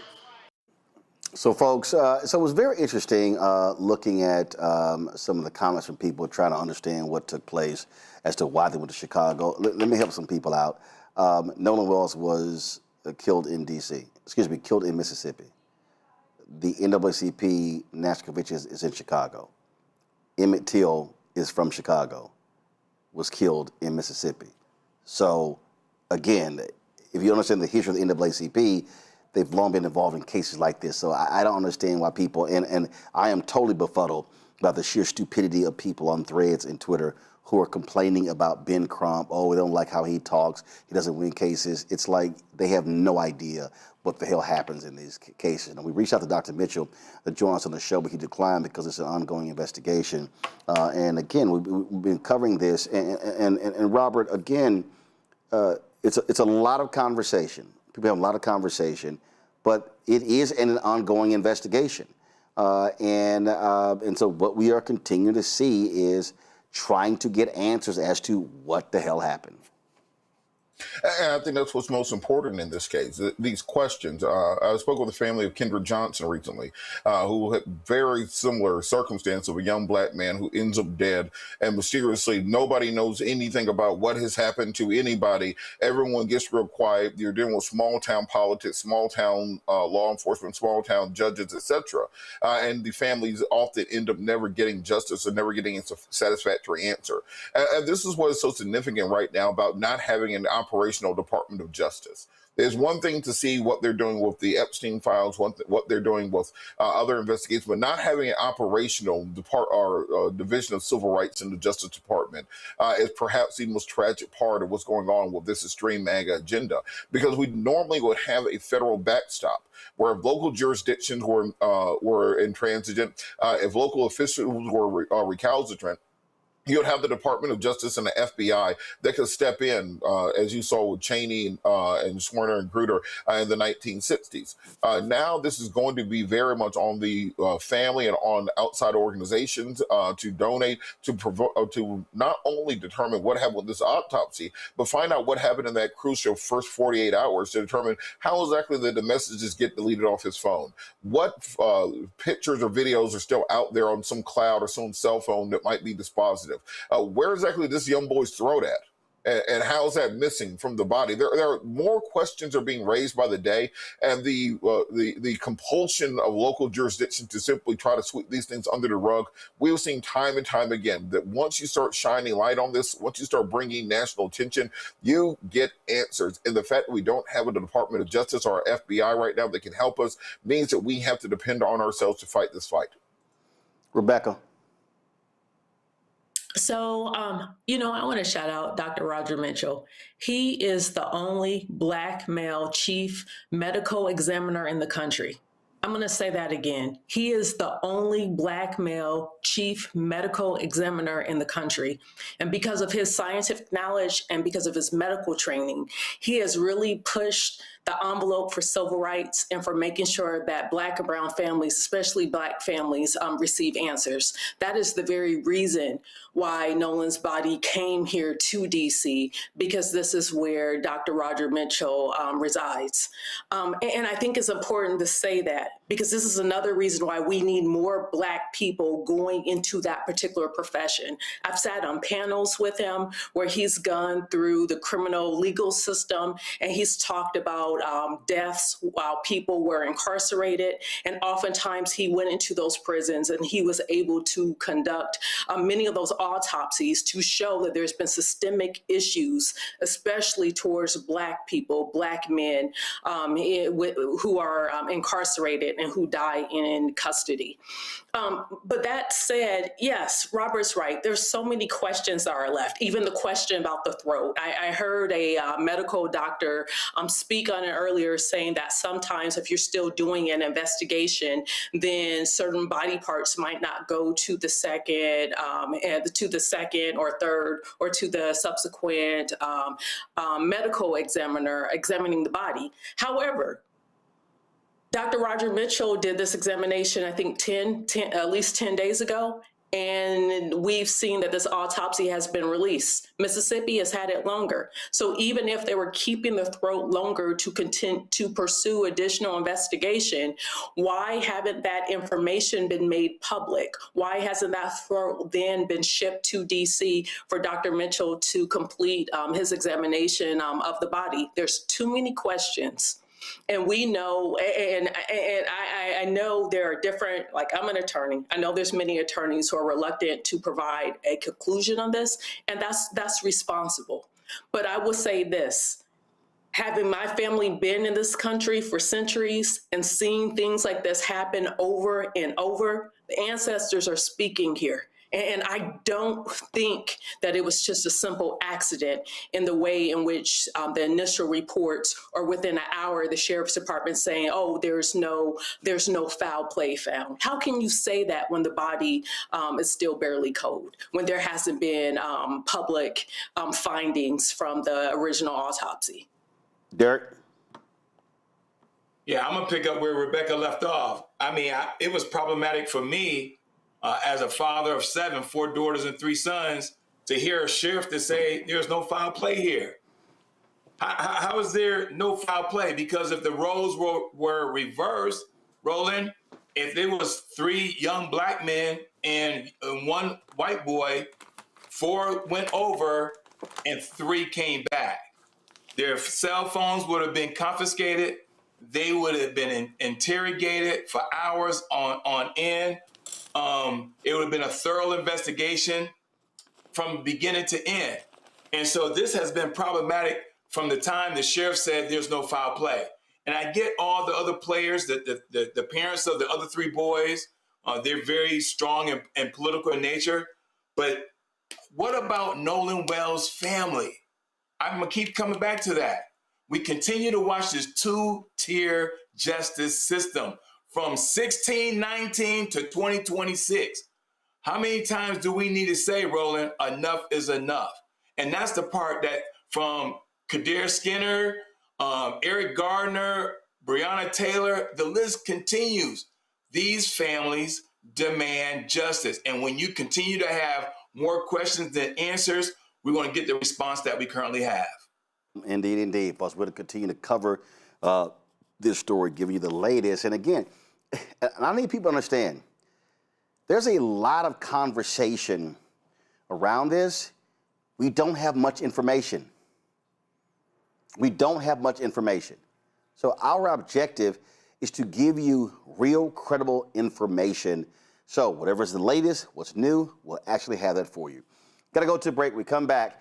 Texas Governor Greg Abbott chastises Texas Representative James Tallarico, saying he has policies that don't help black folks, black Texans. Ever looked in the mirror, Greg Abbott? That's next. Roland Martin Unfiltered on the Black Star Network.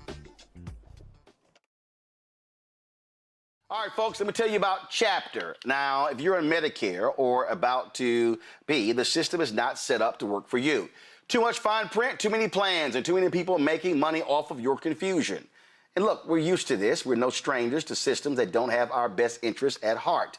But we don't have to accept it when it comes to Medicare. That's why I'm telling you about Chapter. Their advisors are independent and honest. In fact, they're the only Medicare advisors that compare every plan nationwide. And they're focused on one thing: what works for you.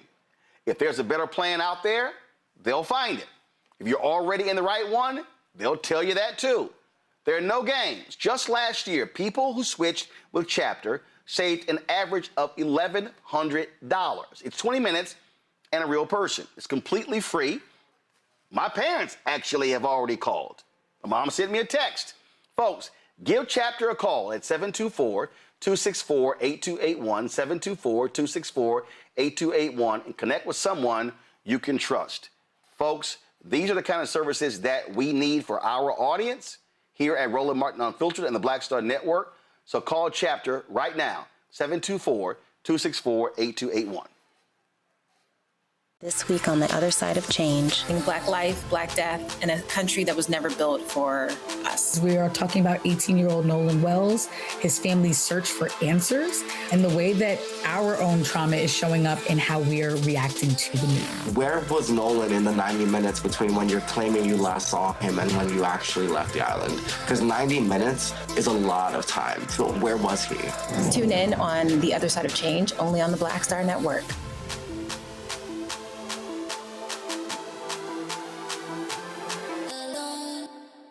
What's up? It's the MCEO Talib Kweli. You are checking out Roland Martin Unfiltered.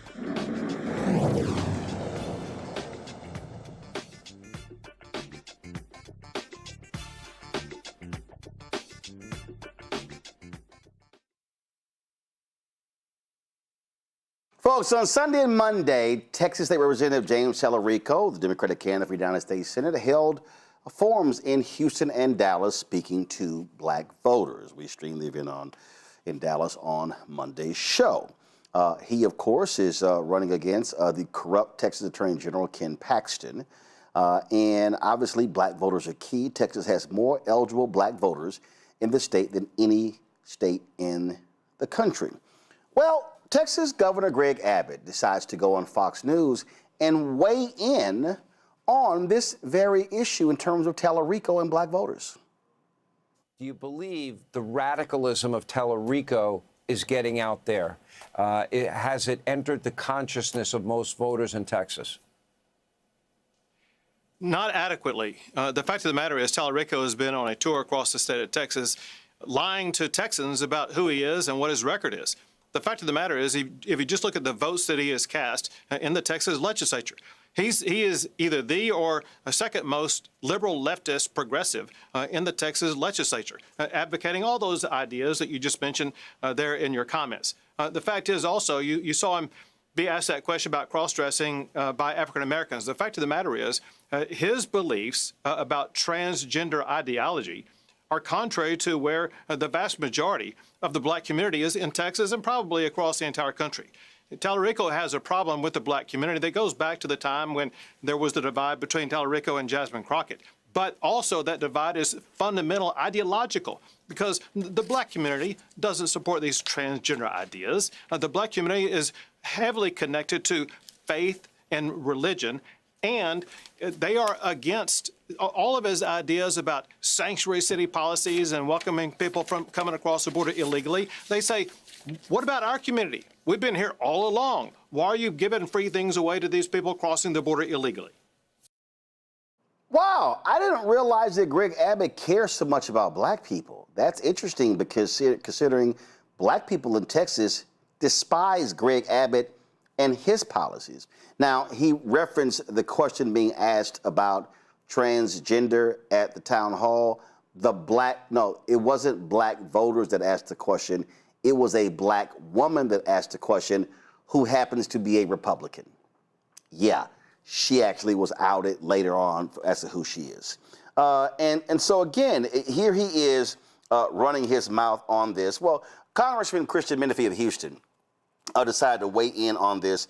And this is what he said on Twitter. He said, Congressman out of Texas here, running down Greg Abbott's rap sheet with black Texans, for those who aren't familiar, signed a mail ballot law that got black voters rejected at far higher rates than white voters, pushed a voter ID law struck down as racially discriminatory by one of the most conservative appeals courts in the country, redrew our congressional map and eliminated a black district in Houston, also a black district in Dallas, ended race-conscious hiring at state agencies and universities, appointed the guy who killed the state's minority-owned business certification program, refuses to expand Medicaid, leaving over 1 million low-income Texans, mostly black and Hispanic, without health insurance, bans schools from teaching about institutional racism, pardoned a bigot who murdered a black activist but wouldn't give George Floyd a posthumous pardon even after his own parole board recommended it, left Texas 18, a historically black district,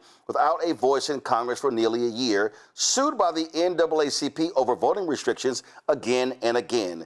Greg Abbott, that's your record. You don't get to speak for black Texans. We all know you couldn't care less about us, and you actively harm our communities. Sit this one out. Joining me right now is Isaiah Martin, a political commentator, content creator. Glad to have you here.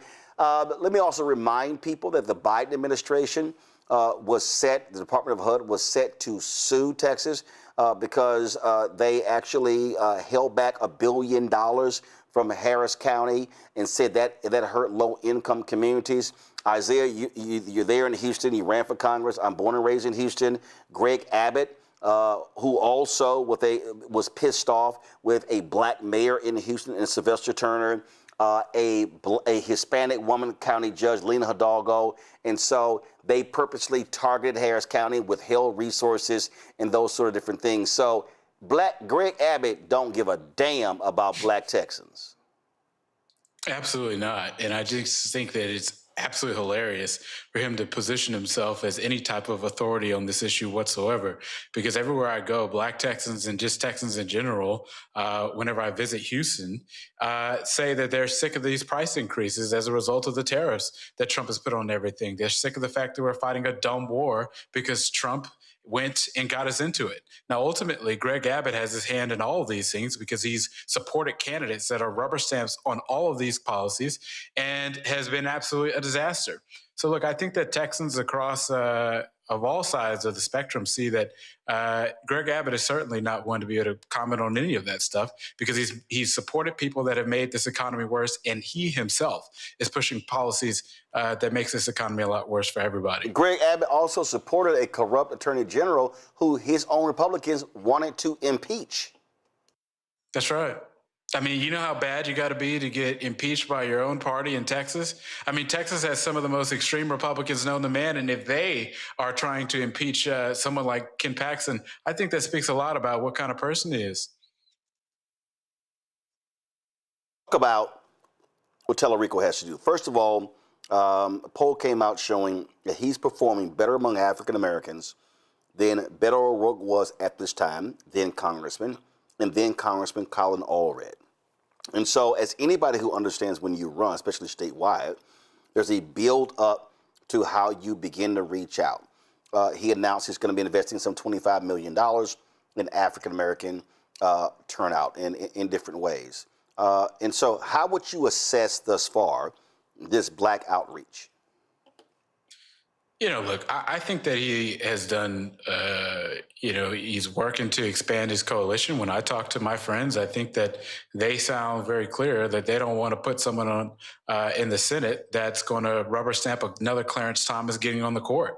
I mean, that's really, I think, a top of mind issue. So, look, I think that Tellerico has got to go out there and reach people from all sides of the state. But I think the ultimate reality here is that black voters time and time again have understood the threats that Republicans have put up. And I think they're going to make that same determination again. I think Tellerico has got to get into more black churches. I think he's got to be able to go and reach people that don't go to church as well. But also, I just think that the message is one of the principal focuses of being in the United States Senate is appointing people to the Supreme Court. If someone like Ken Paxton gets in there, he will put another Clarence Thomas on the court. And what does that mean? More rollbacks of the protections that have prevented a lot of the cancer, the pollution inside of our neighborhoods. It's going to result in someone who's going to rubber stamp in all these tariffs that goes forward. That is a principal focus. And I know that Tellerico will vote against any of these judges that someone like Trump puts up there moving forward. Well, what's also more hilarious, here's Abbott talking about where Tellerico is in black Texans, and Ken Paxton, his entire agenda has been putting a bullseye on black people. Ken Paxton has not been a friend to black Texans, and if he's in the United States Senate, he damn sure is not going to support civil rights. He's not going to support expansion of opportunities for black businesses. And we can go down the line on things that he will not be supporting at all. That's right. I mean, 100%, whether it's supporting language and contracts that help Black businesses go and get additional contracts. You know, that's a really big focus of legislators, particularly in Congress, to go create these grant programs that are available for people. So ultimately, Ken Paxton will be no friend to the Black community. I think that people understand that very clearly, but it's just making sure that message gets communicated to people. But, you know, the other thing is that I think it's important to, yes, call out the things that Ken Paxton that we are against that Ken Paxton supports, but also talk about the things that Tallarico can do for us.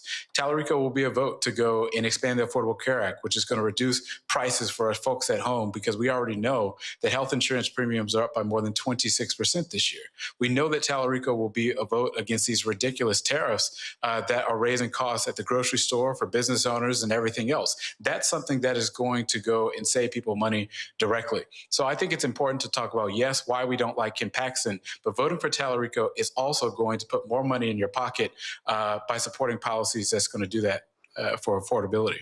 And just in case folks don't realize this, the Texas Public Opinion Research Poll came out, and Gina Hinojosa, who's running against Greg Abbott for governor, there's a 57-point difference between her and Abbott among African Americans. So Greg Abbott, you have a Black problem. Yeah, he 100% does. And he always has. I mean, that's the thing. Like, you know, the belief that anybody would go listen to Greg Abbott on Fox News and say that, wow, you know, this is a guy who's a champion for Black voters, it's just absurd. You know, it's just the audacity of this guy. But like I said, I know that Black voters see through this stuff. And I think that ultimately going out there, communicating an affirmative vision for what people will get with someone like Tallarico in the Senate and Gina Hinojosa in the governor's mansion, I think is going to be really important moving forward.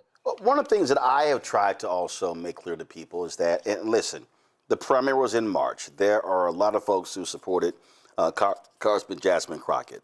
And look, I voted for her. I got no problem actually saying it. She was my member of Congress. I'm still registered in the 30th Congressional District in Texas. But the reality is she lost. She lost. The primary is over. You have a general election. And so now the question is, who's a Democratic candidate, who's a Republican candidate, and which of those people are going to be in the best interest of Black voters? To me, it ain't even a conversation between Tallarico and Paxton. Like, ain't even a conversation. I mean, Paxton can't even figure out what house he votes from, but he wants to talk about voter fraud. But the thing, and so what has been offensive to me is listening to people who ain't even from Texas, okay, including Black folks, weighing in and essentially telling Black folks, yeah, we good if Paxton wins, we ain't supporting Tallarico. And I'm like, first of all, who the fuck is we? Here's what I know. My 79-year-old daddy and my mama, who'll be 79 in November, living in Texas. My brother, his wife, 2 kids, still in Texas. My sister, her husband, and her 4 kids, still in Texas. My sister and her husband and her 2 kids, still in Texas. Of my 13 nieces and nephews, 12 of them are still in Texas. So I need people who are not from Texas to frankly shut the fuck up when talking about these races, because it is you can bring in Gaza, you can bring in Israel, you can bring in financial, you can foreign aid, you can bring what's happening in Iran, you can bring in all these things, but as a 57-year-old native Texan, I see what the hell is going on in my home state, and damn Ken Paxton being my next United States Senator. I know that's right. I mean, I think that ultimately, like you said, the primary is over. It is never going to change. So the reality is that the choice is between Ken Paxton and James Tallarico. And so, look, you know, you got a lot of people from all parts of the country that want to opine or whatever. But until you've gone and you've met that person that lives inside of Trinity Gardens that is faced with cancer clusters as a result of Republican policies and deregulation that's allowed these companies to go and pollute our air and drinking water and everything else, until someone's actually met someone like that, I don't think they really should be really opining.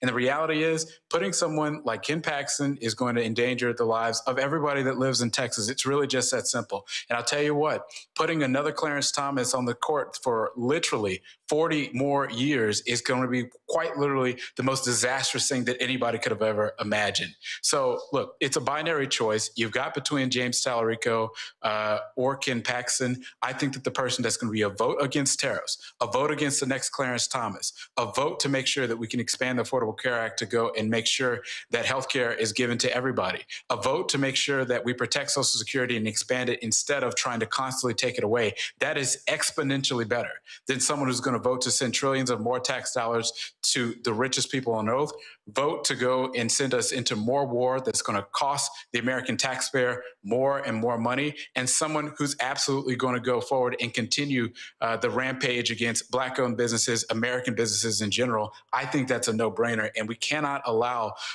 for folks that are paid agitators to try to go and mess that point up. You know, I think that even if you look even further, during the presidential election, we understood that the choice was between Kamala Harris and Donald Trump. Look at the effects of what that's done.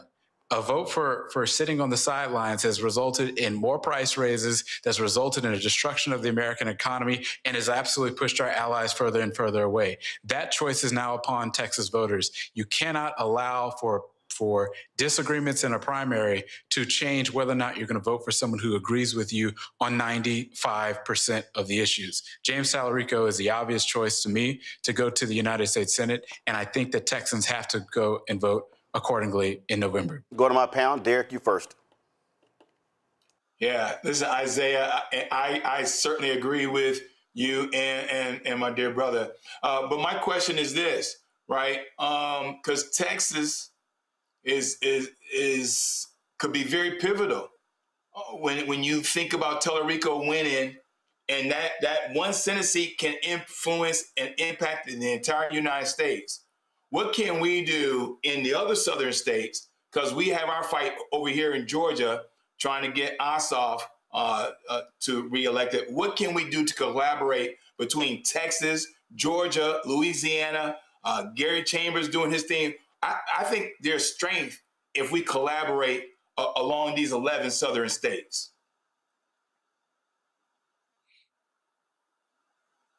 Yeah, you know, I absolutely agree with that. I think that, you know, they've got, John Ossoff has been a great senator in Georgia. You know, Jamie Davis is running for the United States Senate in Louisiana. I think that there has to be support there. And I think there also has to be support for Tallarico. I think there has to be a slate, because we have to understand that all three of these candidates have something in common. They are against the tariffs that are raising prices for Americans. They are against what's being done to get rid of the ACA subsidies that's making you at home pay more for things. So understanding that if you like Ossoff, well, you're also going to like Jamie Davis. You're also going to like James Tallarico, because they support policies that's going to put more money in your pocket. I think we have to communicate that to folks far and wide. Rebecca. Hey, Isaiah, I hear your analysis, but I don't think it addresses some of the data and some of the focus groups that Terrence Woodbury has been producing over the last couple of years. For people who do plan to vote, looking at the choice between Tallarico versus Paxton, okay, cool, right? I understand that. But there are people who have done all the right things. They showed up to vote, their life hasn't gotten better. They went to school, they got a bunch of debt, they vote, and it's still hard making ends meet. There are people who are literally dealing with life and death issues right now, people who are trying to figure out where their next meal is going to come from. And so even though, yes, I lead a national voting organization, I understand voting is a privilege.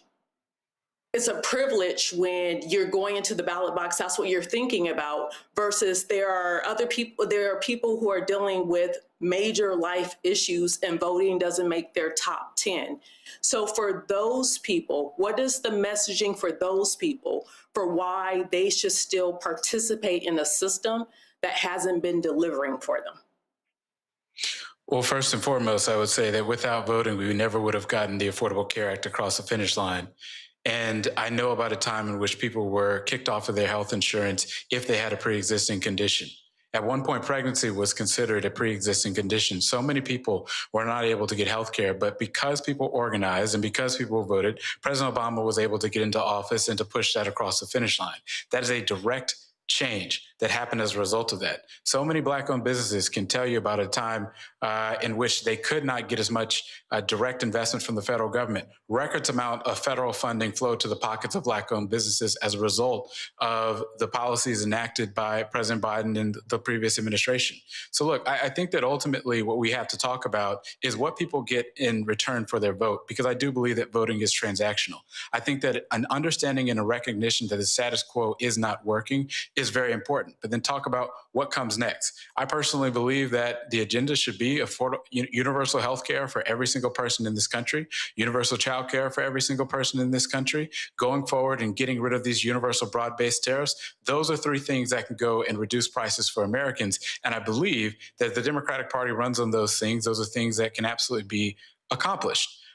So look, to make things in summary, people want to understand that they get something for their vote. When you voted for Barack Obama, you got the Affordable Care Act, and that was great. If you voted for Zohran Mamdani, you got a child care system in which it is free for a lot of New Yorkers in New York. You're seeing building of so many homes across New York City. That's what people want to see, I think, delivering something that's real and tangible that they can feel. And in a lot of ways, I think that hasn't been something that we have done as much. We run on sometimes on these amorphous things that are big ticket, issues. Let's run on real tangible things: universal health care, universal child care, getting rid of broad-based tariffs. Those three things directly can go and reduce prices for Americans. And I think we need to get that done. Robert? Could you talk just briefly about how voters can avoid some of this COINTELPRO and fake information that comes out? We saw this from Governor Abbott. We saw this from Donald Trump in the last election, asking whether or not Kamala was Black. Now we have Abbott asking whether or not Tellerico supports Black people. None of the people actually have any interest in helping Black people. They just want to drive these divisions within our communities and within our side of the aisle. Can you talk a little bit about what people can do to start avoiding them, particularly when they're coming from, the online Brother Mustafa 68 who just appeared out of nowhere to talk about how Tellerico doesn't like Black people, and then it starts metastasizing through the algorithm that Elon Musk owns and starts spreading this, which we saw in the last election cycle, really can impact elections. Well, I think the biggest thing is we got to understand that everything we say can be cannon fodder for these Republicans. And so, for one, some of these folks are content creators, and they're trying to get engagement and clicks off of asking people questions. Like I saw somebody making a question to Tellerico about what some other content creator said and how that made them feel. At the end of the day, we have to understand everything we say will be used by Republicans. And so we cannot feed into that. And I don't think that is very helpful to do that. I think that ultimately my ask to the voters of this country is to go and ask yourself the question, who's going to do something for you personally? And so I think that person is Tellerico, who will vote for healthcare, who will vote for childcare, who will vote to make sure that we can bring down costs. I think that's really important. And then you juxtapose that with someone like Paxton in this instance. What's he going to do for you? Well, I don't think more tariffs is going to make your life better. I don't think that getting rid of more subsidies for ACA is going to make your life better. I don't think someone who's going to support rolling back environmental regulations to put more pollution in your air and water is going to make things better. I don't think that's in your best interest. Ask yourself the question of who's going to be in your best interest. And when you look at the policies that Tellerico supports, that absolutely is it, without real question, in my opinion. Question I have for you, it actually piggybacks on what Rebecca said. I have been yelling and screaming this for the longest, that what should be happening right now. When she talked about, hey, how can I make somebody's life better? Look, Tellerico is running his campaign. He's doing his thing. But that doesn't mean that we can't do what we're supposed to do. And for me, I've said what should be happening right now is in every city in Texas, every week there should be a We the People discussion, panel, discussion, town hall, Q&A, walking people through all of these different things. they should be live streamed. We should be kicking those things out, primarily because a lot of people just simply don't know what is happening. They don't understand. They're not connecting the dots. And I think the mistake is when we have events and rallies and we say, need you to vote. Well, I can't get you to vote unless you're registered. And I can't get you registered until I walk you through why you need to be registered, why you need to vote. And so that, to me, is what really should be happening as well. And so it should be multiple events. Churches and community groups should be doing this, teaching people, having teach-ins and real discussions that are connecting those dots. Your thoughts on that? I think you're 100% right. I just saw a friend of mine, State Representative Jolanda Jones, just did a really big town hall in Houston, in which she did. She invited a lot of people to go forward and learn about what's going on and what's happening. I think that there has to be a variety of different events. I don't think that everything will be able to be done by just Tallarico. It's going to have to be done by other political figures. And also, with our own individual selves. Talk to your friends and family about the importance of voting and why it is. If you do see someone repost something that is disinformation that is not true, go and talk to those people and debunk that. This is going to have to be a team effort, because at the end of the day, we all share the understanding that the Republicans cannot win. Now, if we disagree with some of the ways that Tallarico might be campaigning or whatever, take matters into your own hands. Say, what do I need to go do to go and correct the record and to go and spread the words to people? I know that I am doing everything I possibly can, even though I don't live in Texas anymore, to go and spread the word to my friends that, are still living in Texas about why it's important to go vote. And the particular things that they're going to be getting as a result of voting for Tallarico. So we've all got to pick up our mantle. I remember my late mentor, Congresswoman Jackson Lee, once said that no one is coming to save us.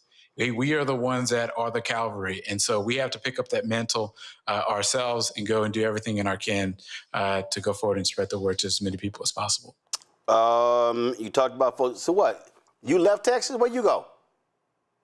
I live in the DMV now. Oh, yo ass. See, you need to live in the DMV and keep your voter registration in Texas. See, that's allowed. That's allowed. You never know. Well, I've been doing it. What'd you say, Rebecca? I said, check your local rules, consult an attorney, because in Texas, they are bringing felony charges to people outside of Paxton if you are voting at an address in which that is not your domicile. So right. Make sure you check local law. When you got a homestead and sure. you paying them, when you got a homestead and you paying them property taxes on your home and it's in your name, that's your house. That's right. Yeah. So I know my house is because I own it and I pay them damn property taxes. Absolutely. That's right. Every year. All right, Azia, I appreciate it. Thanks a lot. Absolutely. Thanks for having me. Folks, we talked about organizing. Go to my iPad. This Saturday in Houston, Freedom Summer 2.0. They're going to be in Houston this Saturday. You see it right here. July 24th, 25th. They're in Austin, August 21st and 22nd. Dallas, September 18th and 19th. Got various performances. But also, if you want to learn more information, this is the QR code right here. And so again, right there, Houston needs y'all to show up. Freedom Summer 2.0, great training, things that'll be going on this Saturday in H-Town. All right, y'all. New York City, Zohran Mamdani made it clear that he wanted to arrest Israeli Prime Minister Benjamin Netanyahu, but the reality is he can't do that. This thing called diplomatic immunity. And Donald Trump like, oh, he can't do it. But that didn't stop him from dropping this video. Benjamin Netanyahu is a war criminal, the architect of a horrific genocide against the Palestinian people. He is responsible for the killing of more than 73,000 people, for the maiming of tens of thousands of children, as those who survive undergo amputation without anesthesia, for the targeting of neonatal hospitals and maternity care centers, denying newborns even the chance to live, for the countless people he starved as he blocked food and humanitarian aid from reaching them, for the gunning down of hundreds of aid workers and journalists. And just last month, the UN confirmed that Palestinian children continue to be deliberately targeted and killed by Israeli armed forces, more than 8 months after the so-called ceasefire. The list goes on and on, all as we, as Americans, pay for the bombs that do the killing. There is a reason the International Criminal Court issued a warrant for his arrest. As human beings, we have spent generations building a shared understanding that there are crimes so grave they offend all of humanity. Anyone, with their eyes, with their heart, with their conscience, should recognize the devastation he has wrought and understand that he belongs before a court of law. As I've said, I agree with the ICC that Benjamin Netanyahu should be arrested and tried for his crimes, as I do for anyone else charged by the ICC. My administration has reviewed every avenue available under applicable law to determine whether New York City could execute the International Criminal Court's arrest warrant if Benjamin Netanyahu came here. It is clear that we do not have the independent legal authority to enforce this warrant. The federal government, however, does, and I call on them to join the ICC and execute this warrant. And I want to be equally clear. Benjamin Netanyahu is not welcome in New York City, nor is any other war criminal at large. While we cannot end the genocide on our own, we can decide whether our silence will become another weapon, and we can examine every tool we have to defend the humanity and dignity of all people. That is my commitment to you. You know, it's always quite interesting, Rebecca, United States, we want to execute the rule of law. We will actually go into Venezuela and kidnap its president and drag him back here out of his country to execute an indictment in this country. But then we don't care about the ICC when they rule against us or our friends. Well, it sounds like the United States is committed to exercising and protecting the white supremacist rule of law here. Because here's the bottom line. We know Netanyahu is a war criminal. We know what's happening in Israel, in Gaza, is genocide. That is clear. That's what history is going to show. That is what the present is showing, and is very clear now. You know what? I think in the previous segment, I talked about how do you convince people to vote, even if voting is on their top 10 things to do. Being a moral leader, the way we see the mayor of New York being at this moment, is a reason to support him. It's a reason why people who may not be actively involved in our political system say, hey, you know what, that's a leader. That's somebody who's actually trying to do the right thing. That's someone who's actually trying to make people's lives better. And then we see the policy that he's doing. He's doing a lot of pro-Black policy, a lot of policy that doesn't just help Black communities, but it helps all communities. Because we know when you do pro-Black policies as a matter of public policy, it actually helps everybody. And so that is the future. If we want to get Gen Z, if we want to get Gen Alpha, that's what it looks like. It is unfortunate that there are members of his own party who don't support him, but that is the future. That's the reason why you see certain candidates like looking at the Senate race in Michigan. It's the reason why you're seeing people gravitate towards those types of candidates, those types of leaders, and they want them to be their elected leader because they're showing moral clarity in this moment, and they're not doing this equivocation. They're not playing politics, but instead they're actually trying to deliver for people. And what also I think jumps out here, Robert, is that Mamdani is not buckling from the pressure. His whole deal is, oh, y'all mad? Suck it. Well, you know, I find it interesting that this is even an argument because we talk a lot about madmen around the world and people that we have to do regime change. I'm just asking a very just simple question. Who has been responsible for more loss of human life in the last 40 years? United States. Benjamin Netanyahu or, let's say, Maduro?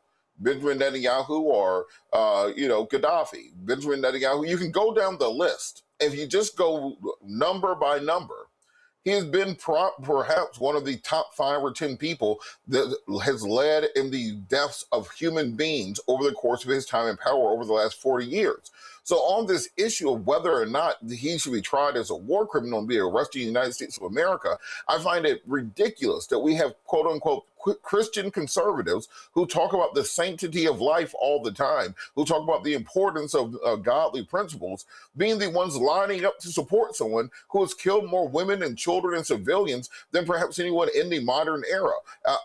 What Mamdani is doing should not be a hero's journey. This should be the baseline for what we do in America. Because if you can't stand up to Benjamin Netanyahu, how can we expect you to stand up to Vladimir Putin? How can we expect you to stand up to Kim Jong-un or to Xi Jinping?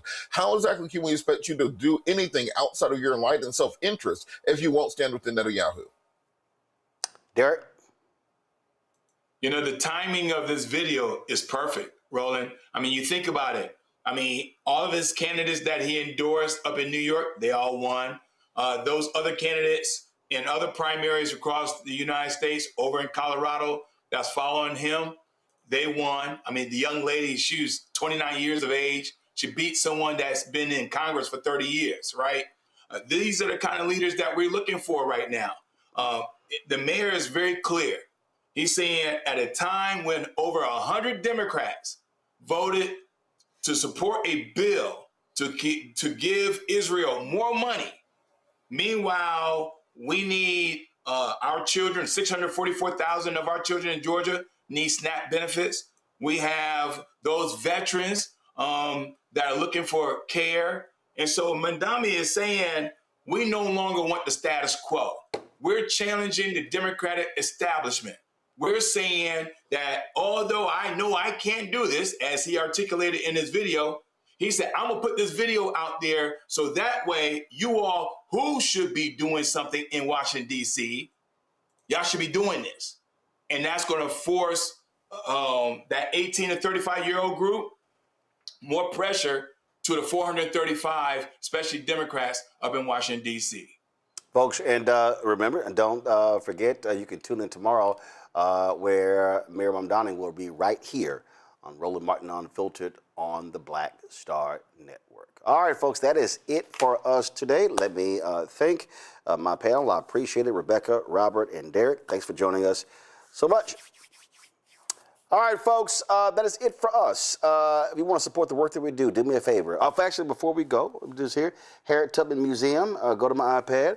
I did get an update. We are $2,433 away from hitting the $75,000 goal because of what we've already raised. They've already called the contractor to come repair the door, and they work on the murals, put the security system in, and so we're $2,433 away. Y'all have been absolutely fantastic, and so let's cross the finish line, and so hopefully when we come back on the show tomorrow, we will have hit $75,000.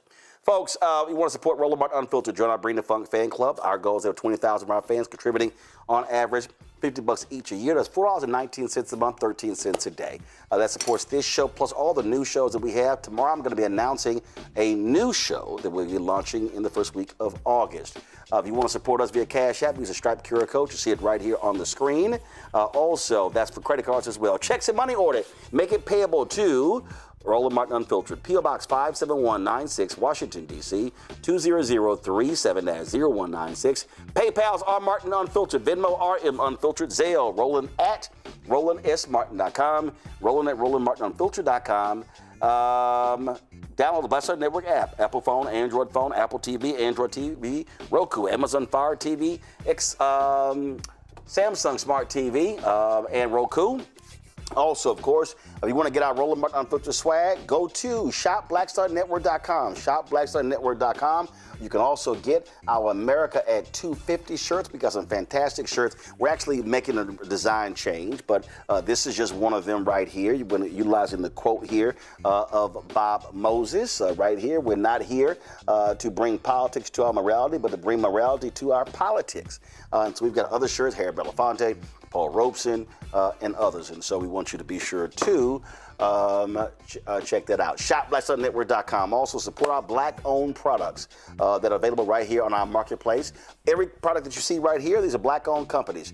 When you support those companies, when you buy from ShopBlackStarNetwork.com, you also support the work that we do. And so please do all you can to support the companies that we work with. And again, fantastic products. And we certainly just appreciate all that they do. Be sure to download the app Fan Base. Follow me at Roland S. Martin. And also, shout out Norfolk State. I'm rocking their shirt today on the show. So shout out to all the Spartans. Y'all, that's it. I'm going to see y'all tomorrow right here. Roland Martin Unfiltered on the Black Star Network. Holla!